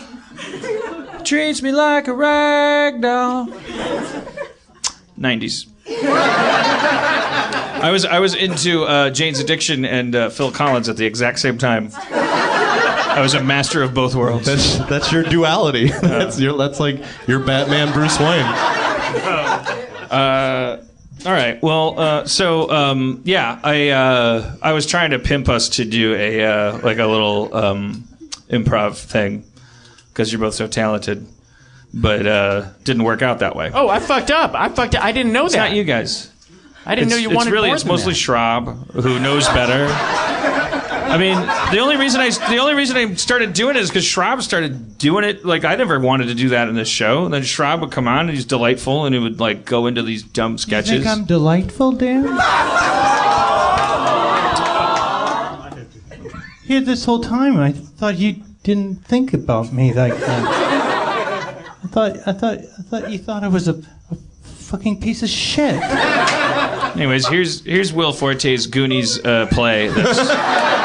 We're gonna do a scene from it that's premiering next week on Broadway at 9. Douglas. Yeah? Douglas, it's 7:58 a.m. and the Goonies very hungry.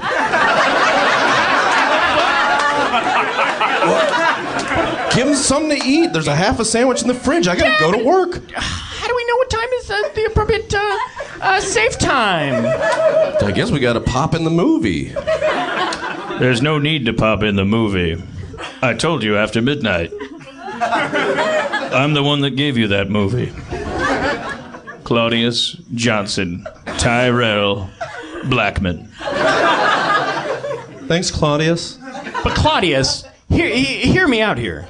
Even if it's 11:58 p.m., it's 23 hours and 58 minutes after midnight. He makes a good point, Claudius. I gotta go to work. Y'all thinking with that Asperger brain.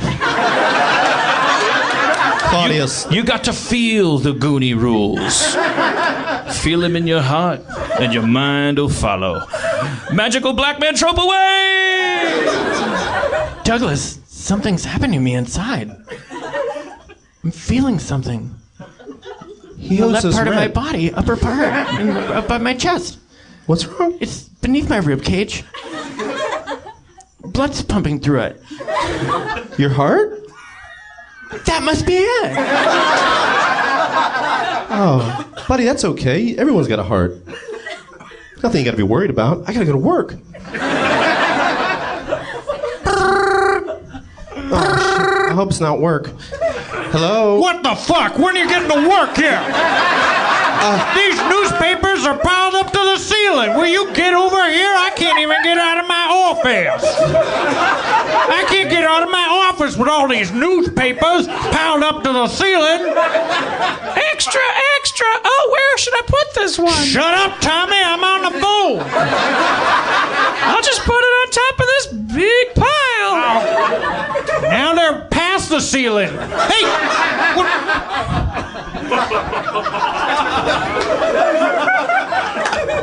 I really gotta go.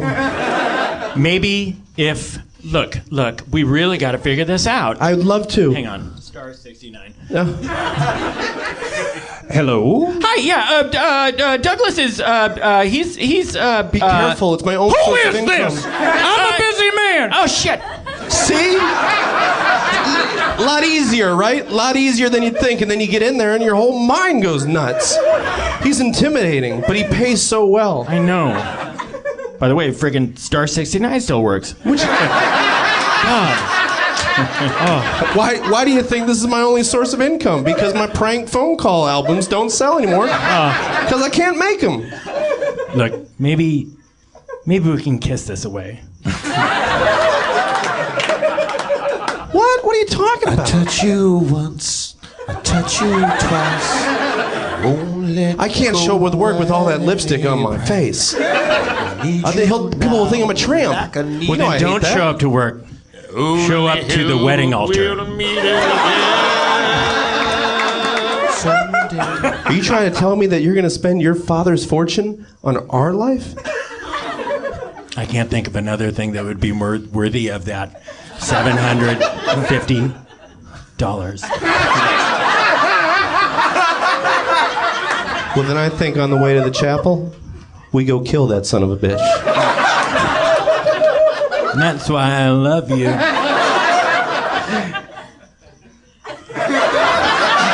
Meanwhile, and I will always love you. And I will always love you. And the fountains are going like this. And the fountains are like that. And Dan Bacadol is doing the choreography. And the mushrooms are going boop, boop, boop, boop, boop, boop. Is everybody on their phone? What's going on? No, we were watching. We were enraptured. That felt like a good edit point. I don't know.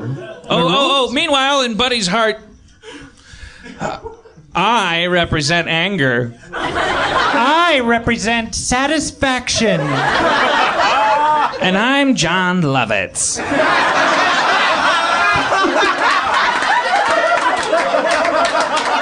Buddy's not satisfied anymore. That's the ticket.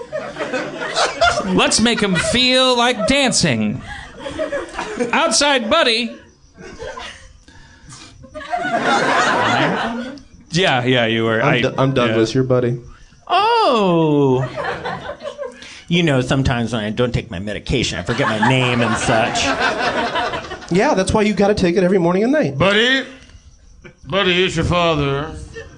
I overheard you talking about killing me and taking my fortune.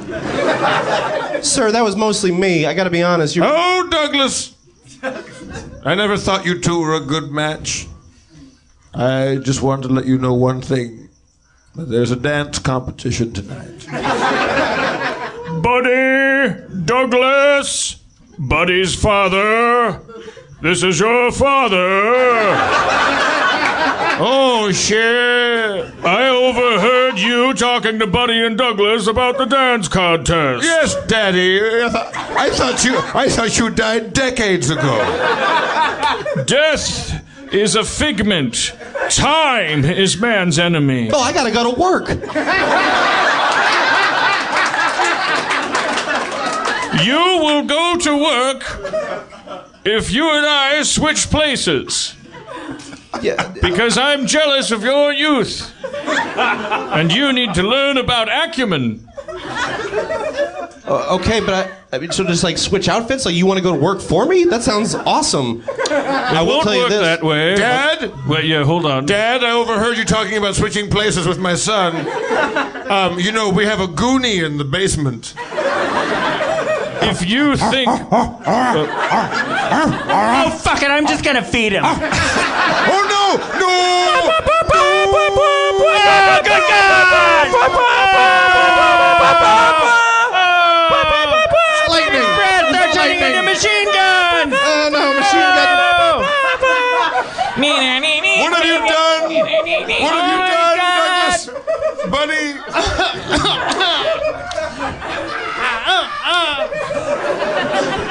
Oh, come on. Ow.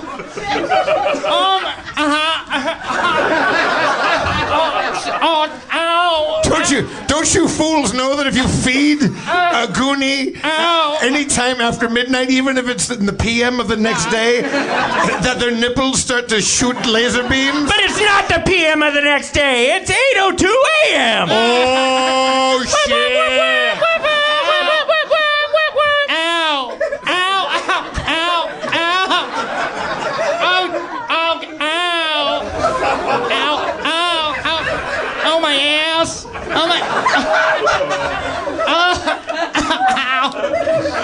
Honey, what did you do? Why don't you feed me? I fed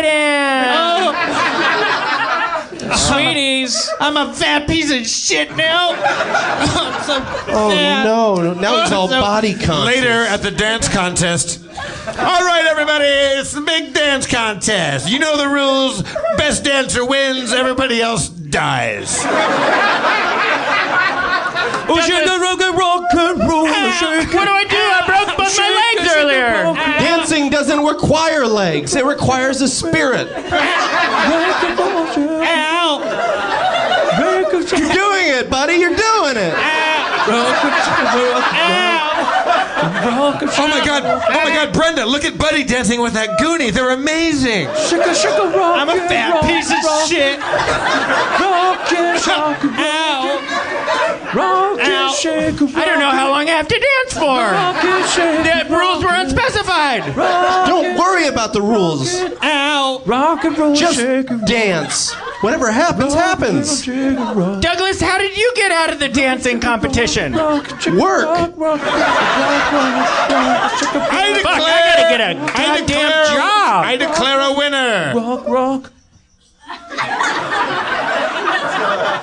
2 winners, to be exact. But as you know, the rules can only be 1 winner.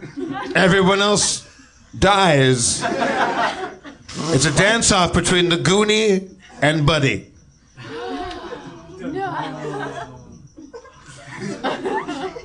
Who goes first? Buddy. Fuck. It's okay, buddy. Just set the table. Just set the table, and there's nothing you can do once you set the table. Douglas, that's a great idea.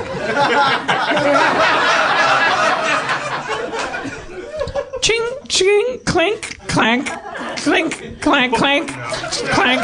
Literal table setting. Clank, clank, clank, clank, clank, clank, clank, clank, clank. Forks go on the left side. You can remember that because it's 4 letters and fork and on left. Spoons go on the right. Knives go on the right. He's doing it perfect, and he's never eaten at a restaurant.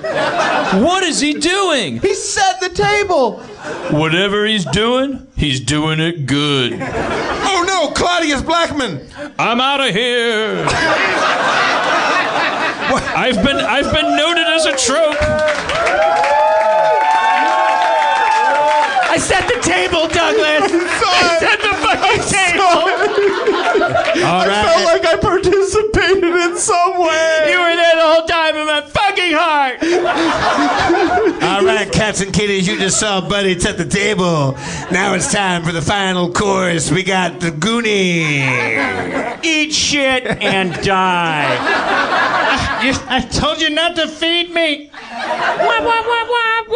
Holy shit, he's eating from the table that got set by Buddy. I've never seen anything like it. And I put shit on the plates. He's literally eating shit. I wonder if he'll die. Sunlight CG. A crucifix logo.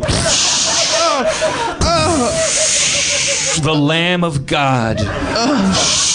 Ecclesiastes 1:17. And I saw a man on a horse, and his sword was justice. For he who shall not let him in the door shall need for nothing.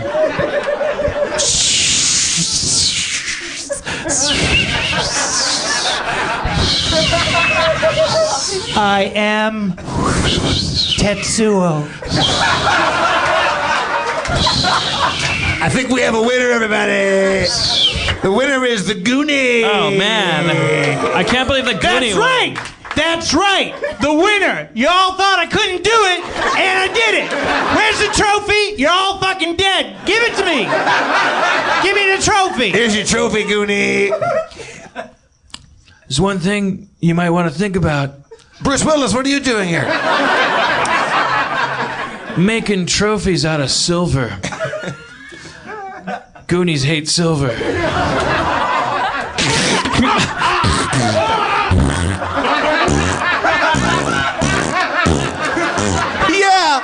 Yeah, buddy. Make him deep throat the trophy. Yeah. Finish.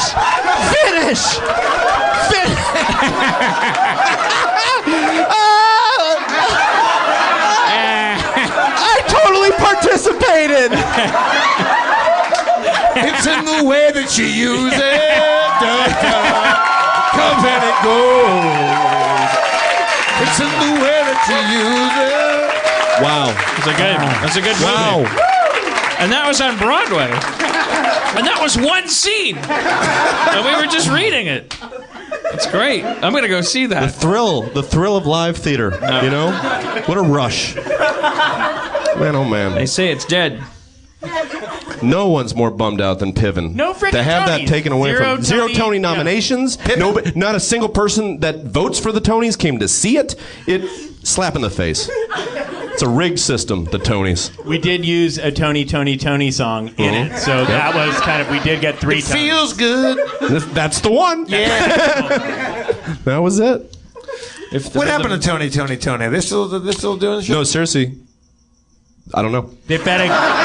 Well, you know how early silent movie stars were like the talkies came and they were, if they had speech impediments they didn't make the translation. Tony clearly not a search bar iTunes compatible band. Yeah. What spelling of Tony are you going to type in first? Yeah. You don't know. You're going to type in TON and hope it comes up in the fucking list. What they should do is change because you it get Tone into Loc. 3 different versions of Tony.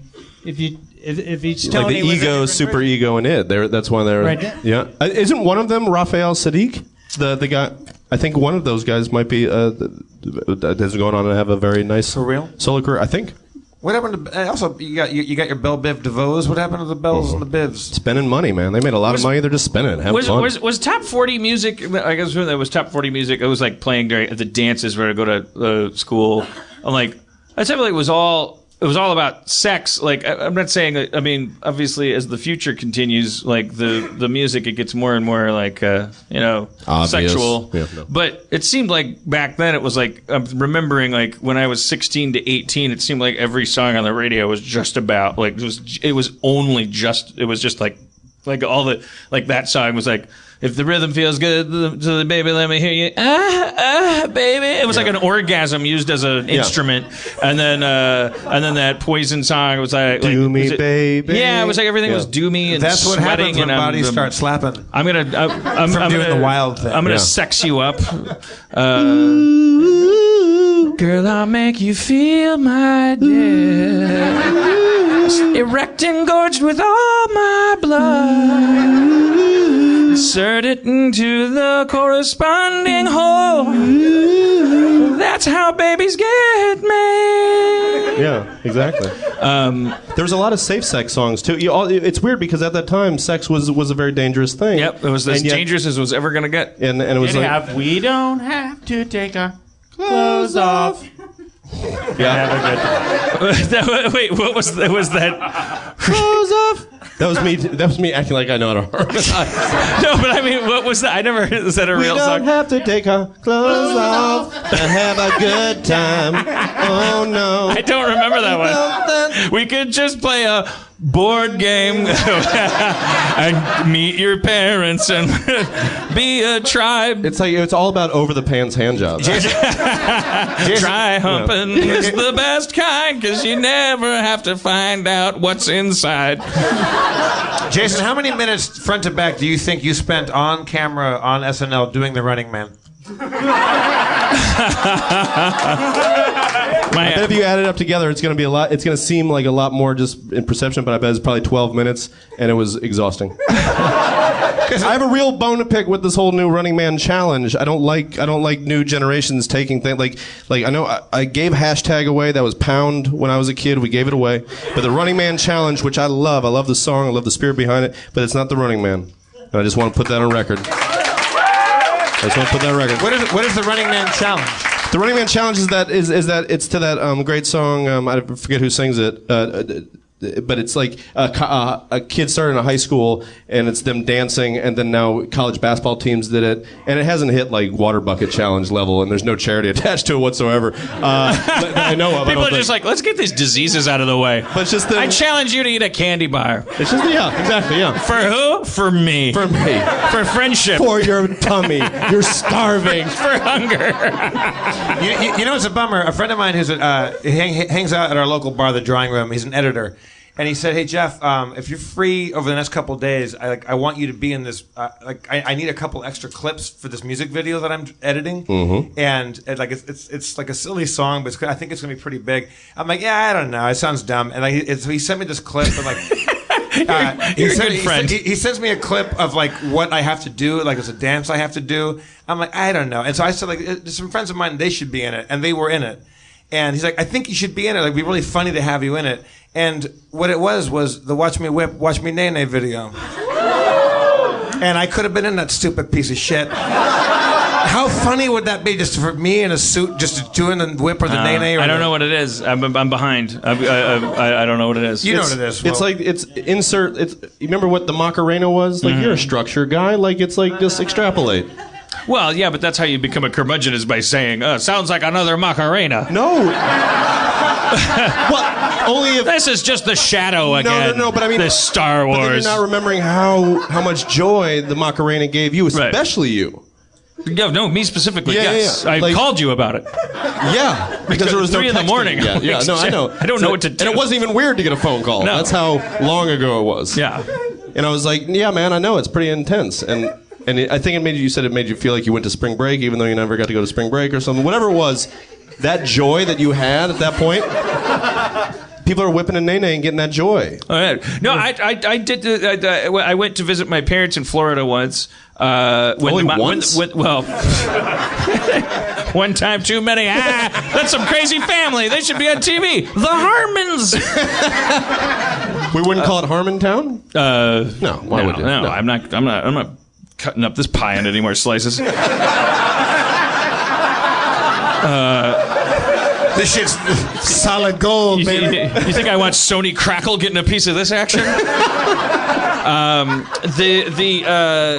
damn it! The Macarena. I went to visit my parents in Florida when the Macarena was popular, and there was this. It's Florida, and they lived in this like kind of community for old people. My parents were like, they would go to like early bird dinners and stuff, and there was this sort of big wooden deck, and there was a woman with a boombox, and there was a bunch of old people. They were all learning the Macarena, and I was like, this is my chance to learn the Macarena without any concern about anything. If anything, I'm like, no matter how awkward I am, I'm still like Jamie Lee Curtis in Perfect. You know, like I'm still her John Travolta. Like there's a good chance you're going to pick it up before them. Yeah, like, I could just like if no one's going to beat me up, and if anyone makes fun of me, I'll push them over and run.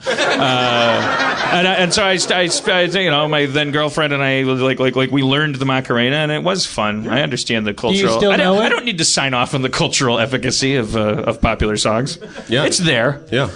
But what's this whip whip my nay nay? I don't know how to do it. It ends like this. Whip whip my nay nay. Whip whip my nay nay. My friend Rich, who edited the video, he sent me this clip of the guy. What's his name? I don't even know I don't remember. Cilento.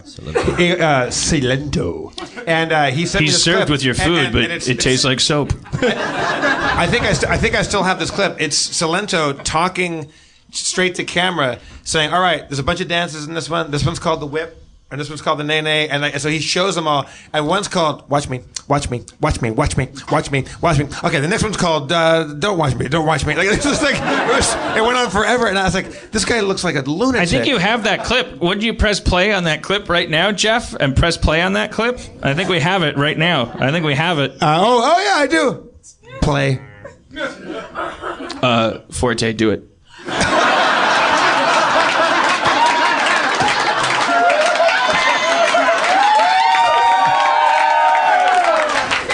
He's setting the table. He's setting the table. Oh God! Set that table. Set that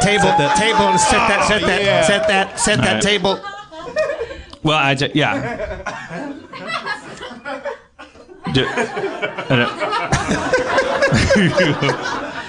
Oh, he's going upstairs. He forgot something. He's climbing a ladder.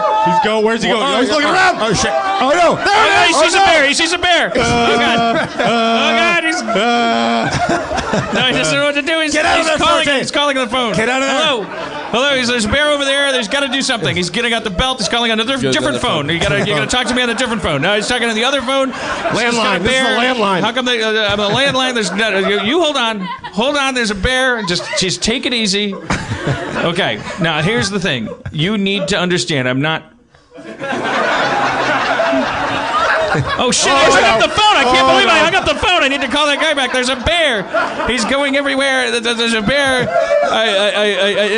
Who will I be able to call that'll make anything happen about this bear? I'm standing in a tower. I crawled up to the top of it. I can see the bear. I've got 2 phones. I shouldn't need to do more than this. I've seen the bear. There's got to be something I can do. I got to get through to these people. Wait. I'm yelling. I'm hanging up. I'm just sitting down and I'm crying. The bear's gone. He's gone. Well, oh, he's got more bears with him. I gotta call both phones now. All right, I'm telling you, there's multiple bears. There's a bear problem out here.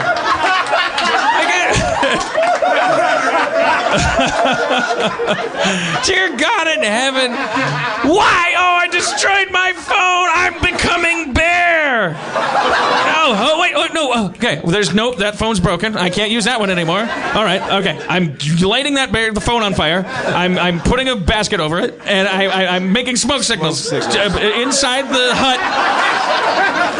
And just signaling the bears. Hey, bears! If there's smoke in the air, that means that you should go up in the sky. Because there's probably salmon up there, and everyone loves smoked salmon! I did it! Yay! There they go. They're all leaving. I did it right. Time to pick up these hot coals and just play with them in my palm. Ow! God damn it, that hurt.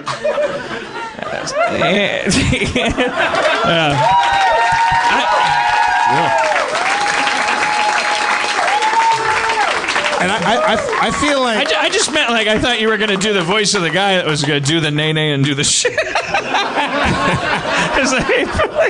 I was doing the. Right, no, you were doing the actual nay and stuff, yeah. Yeah, because now, like, the Macarena was back in the 90s. The dances now are a lot more complicated. Oh. They tell the whole story now. Yeah. Did you guys do that bear hunt when you were kids in like pre-kindergarten and daycare center? No. Like we're going on a bear hunt and there was a thing you would crawl a tree and then you would look. I think you call it crawling a tree. I totally forgot about that. Yeah. You'd turn the lights off and everybody would unbuckle their pants. And then he would found one. I found a bear. I found a pink bear. Found a bear. I remember when I was in preschool, I was like maybe just 4 years old, and no one teaches you how to play doctor, but we actually, like, when the teacher left the class, we got Gloria something or other, I forget her last name.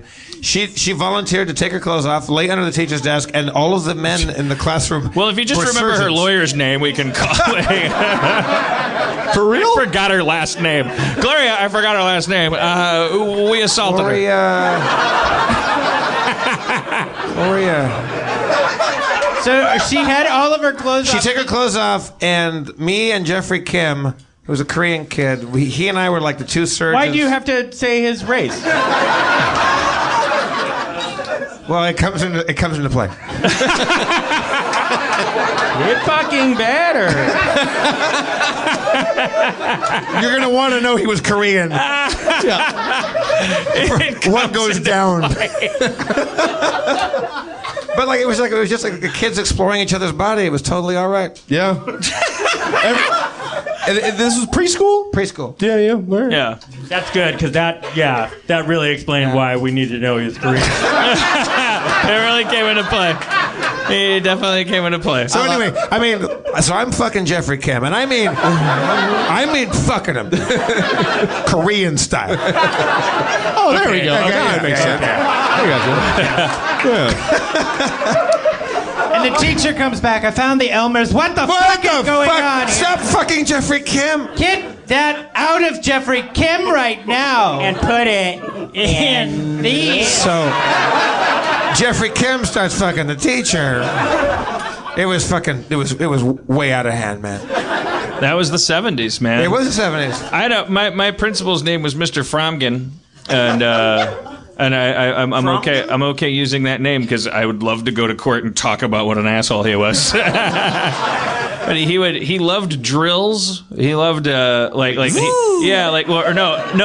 power drills. Like he had a hand crank siren, but it was supposed to be mounted. It had screw holes on it. You could see it was supposed to be mounted on a counter, but he would walk around going. Why would he make the noise if he had the drill? Seems silly. It's redundant. It's like having a cow and going... The sound that comes out of the thing is so great, too. It's a waste. But there were tornado drills, fire drills, tornado drills, and there were tornadoes bomb in drills. Milwaukee. And bomb drills were funny back then because bomb drills meant you should grow a mohawk because World War III is happening. Mm-hmm. Like the Russians have launched 47,000 missiles. At Brown Deer, Wisconsin. You gotta take out that Brown Deer, Wisconsin. Now it's come full circle where bomb drill means, holy shit, a kid brought a fucking bomb to school. Yeah. It's a different thing. It's not funny anymore. The hashtag, the Running Man, I'm telling you. Oh, well. But he would take us into the unfinished area or basement of the school and explain to us Turn out the lights. whether or not we had survived the tornado or fire or bomb in question. But I remember the beginnings of the drills would be like line up boy girl like that seems silly. Like the gender. These will be your mates. Yeah. Their job is to repopulate the planet. Sperm providers and patty cake makers will be the foundation of our new society. Tornadoes are repelled by glass ceilings. Bombs bounce off of them. Gender dichotomy will be our new weapon against the mutants. We were like 2 blocks away from our neighborhood's tornado siren in Kansas, and it was frightening. The sky would turn like green, like legit green, and it would be the stillness, and then the siren would start, and we'd go look at the window, and me and my younger sisters, and we'd be like, oh God. And then we'd have to run down the basement. You lived in Tornado World. Yeah. It was like literally like the fucking movie that showed on once a year that like where tornadoes were famous in Kansas. It was when horrible. tornadoes were famous. Yeah. Before Twister got it. Twister snatched it from us for a little while. When tornadoes were famous, you're like Archie Bunker. Geez, Edith, now these colored people, they got all the headlines. Remember when tornadoes were famous? All you had to do was know a few steps to rip up a trailer. That was talent. Now this Sammy Davis, this Nat King Cole. Jason, did you ever see like an actual tornado, like a Twister? No, never. No. Were you sad when that mean old lady took your little dog from you? And, No, because my sisters wanted the dog. I was a little bit more. Also, I believe you got to ride the horse in the direction it's facing. I have a very faint childhood memory because my great grandpa was from Oklahoma. Yeah, right near you. Sure. Yes. I mean, in Tornado World. Yeah. And I was like, I have a very, very like remote childhood memory of like. You know how when you're a kid you pretend to be asleep to get the free ride to the car, like you just figured that out. Yeah. Like, I wonder if parents know that like 85% of the time a sleeping child is just faking it. Like do we just ever wants to be carried. call them on it? But I guess that's like sleep shaming, and you don't want to do that either. Because part of it you would listen and you would be like, I remember I would do that at like grandma's house, and they go, "Is he really sleeping? Is he faking?" And I'd be like, "Fuck you, bitch." You'd think that or say that? I would think that. I wouldn't say it. I'm not a Who Framed Roger Rabbit character. Yeah, I feel I didn't have that word power yet. Yeah.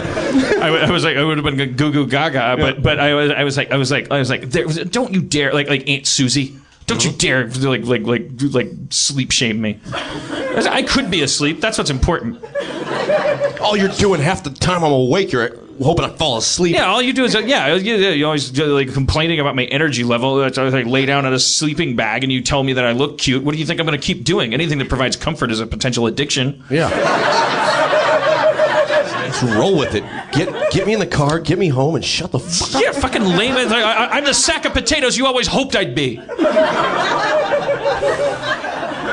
So much anger. An angry little child. They poured it into me like a sponge. Their anger, not mine. Yours. So you just... all of yours. Ah!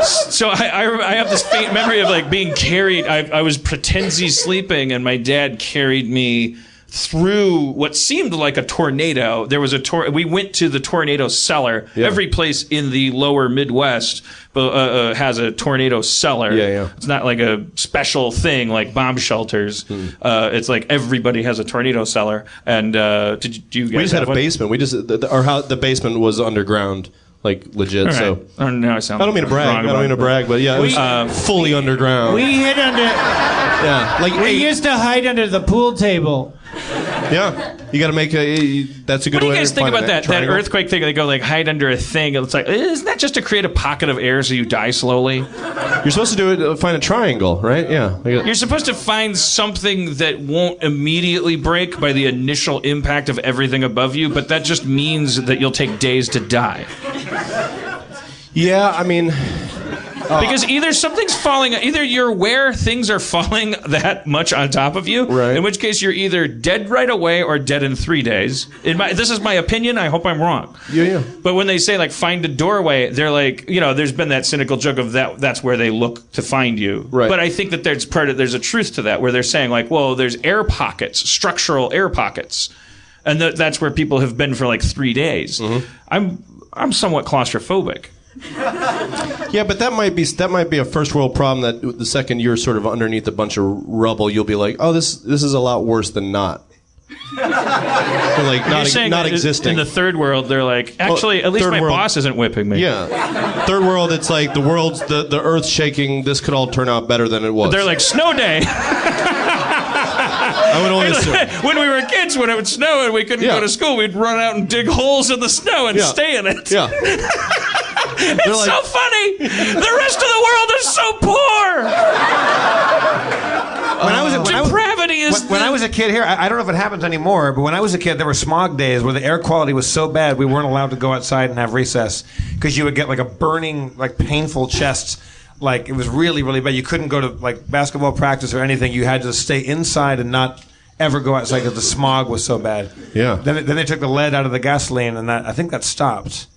That's a lie. That's a huge lie. That's very, very a huge lie. I can't. You know Sammy Snopes. This is Sammy Snopes. I'm Sammy Snopes. That's a huge lie. I love Hitler, and I'm orange. I'm Sammy Snopes. Are you doing Trump or I was Woody trying Allen? to do Trump. I was trying to do Trump, but I don't have a Trump. You gotta start with you're fired. That's like you're fired. Yeah, you go. You're fired. You're fired. And then it comes. You gotta say it You're like fired. you're fired. You're fired. You're fired. I'm Vinny Barbarino. Sammy Snopes because I started with you're fired. You're fired. See, you linked right into automatically, it. everyone is agreeing that this is a fantastic Trump impersonation. Fired.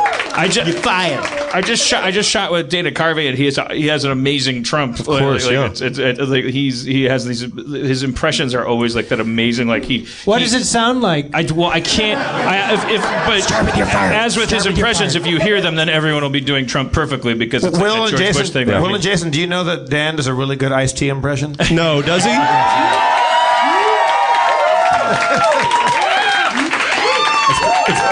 It's pretty good. Do you want to beat, or you want to just do it yourself? No, just give me a topic. I'll talk about rain shoes. Rain shoes. Rain shoes. Like rain boots. Rain shoes. Yeah. Rain shoes. Listen, man. Everything you've been wearing on your feet, shit. That ain't shit. New rain shoes, it ain't personal. is business. I kind of lost my momentum. No, that was it. It's not polite to make people. The back loved it. They're like, oh shit, another guest. Yeah, they don't know that. Ice-T's here. Now, shut the fuck up, Ice-T's here.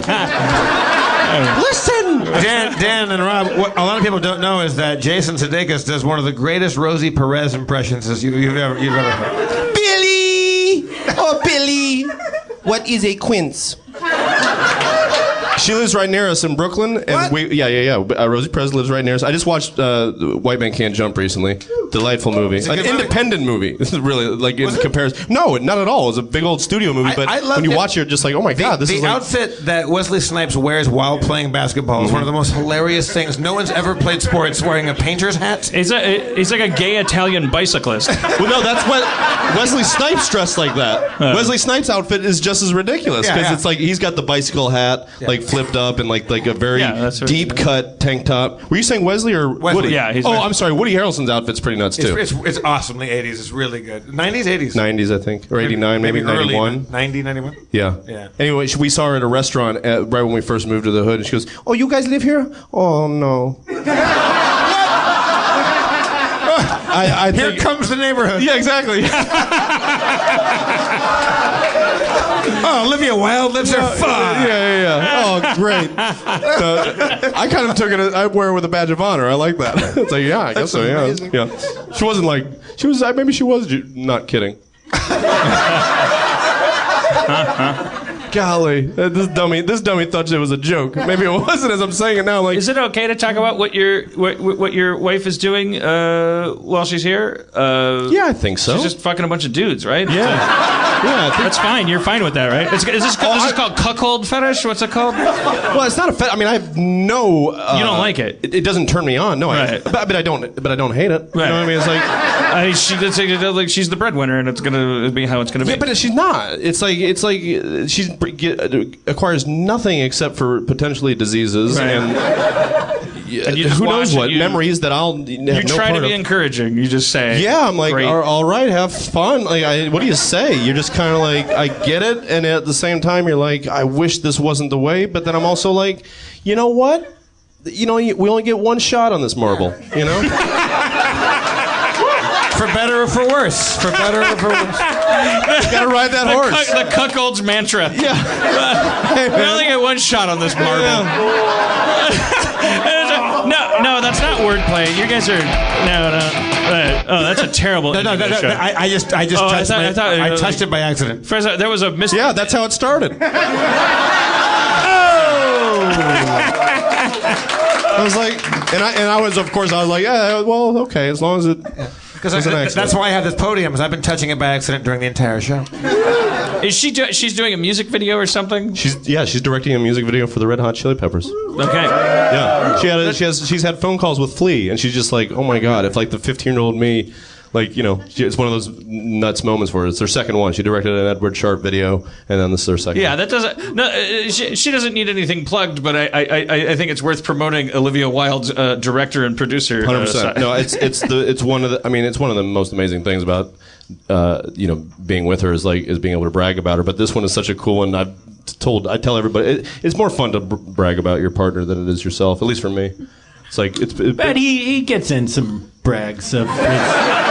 Yeah. He showed us the Nike closet. Yeah. I walked right in. He didn't walk past it. No. By the way, here's every shoe made by Nike. But I did know as I was going to do it. I was like, well, these guys aren't a safe space. But here we go. I'll hear about this. This will be podcast. It's like this is me. Oh well. For the record, it's the size of like an elevator. Your house is crazy. He has an arcade down in the basement. Like you got your own little. It's the size of an elevator, and it's on the 4th story of the first 4-story house I've ever been in my life. 2nd floor. All right, but there were 2 above us when I. Yeah. I've never been on that many. I've never been on that many floors of a building when I wasn't being yelled at by somebody, or being turned down for a job. Same. I was in a person's home and I was like on a 4th floor at one point. It's not lost on me. I didn't pay for the whole thing. It's a 50-50 endeavor. We're hoping our little guy does something interesting and pays us back. When you were doing the Gary Marshall movie, you're saying I'm only doing this to pay for the rugs. I'm like, how many rugs? There's a lot of there's a lot of rugs when you have a house, and 4 stories. It's a lot of bare floor. And I didn't know rugs. I didn't know. Yeah, because you it's get a New kid. York. 4 stories plus bare floor equals a 2-year-old's. That's like a disaster. Sliding and stairs. Yeah, absolutely. You need rugs for that kid. Need friction. Maximize and rugs the friction. are pricey. Rugs are super pricey. I didn't know that. What kind of rugs you getting? You getting some nice Persian rugs? What do you got? I don't think there's any Persian in there. It's like ABC, like carpet. Is it what? There's a carpet place called ABC Carpet. Oh, I thought it was like there were kids' rugs, like they had ABCs on them. No, we're just doing no, we don't. We had someone sent us a nice little throw rug that was all the states, but we think we donated it to a local grade school. Did you hear that, Maya Rudolph? Yeah. Could have given it to you. Your fucking rug sucked. No, it's the thought that counts. Oh God, no, I don't think she sent it to us. Someone sent it. She might. Forte, do you have kids, family? I don't. Parents? I got nothing, none of that. So just by choice, or just because you're a wolf man? I'm very late on this thing. I want to do it at some point. You mean like you want to have sex at some point? Jeff, I have sex. Woo! That was prove it.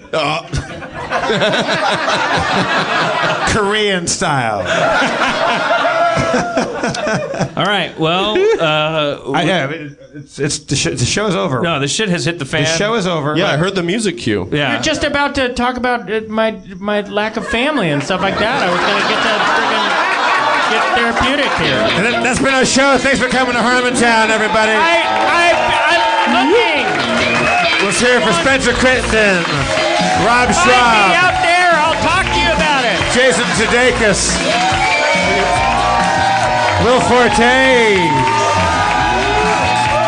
I'm Jeff. Your mayor is Dan. Thank you for coming, everybody. Drive fast and take chances.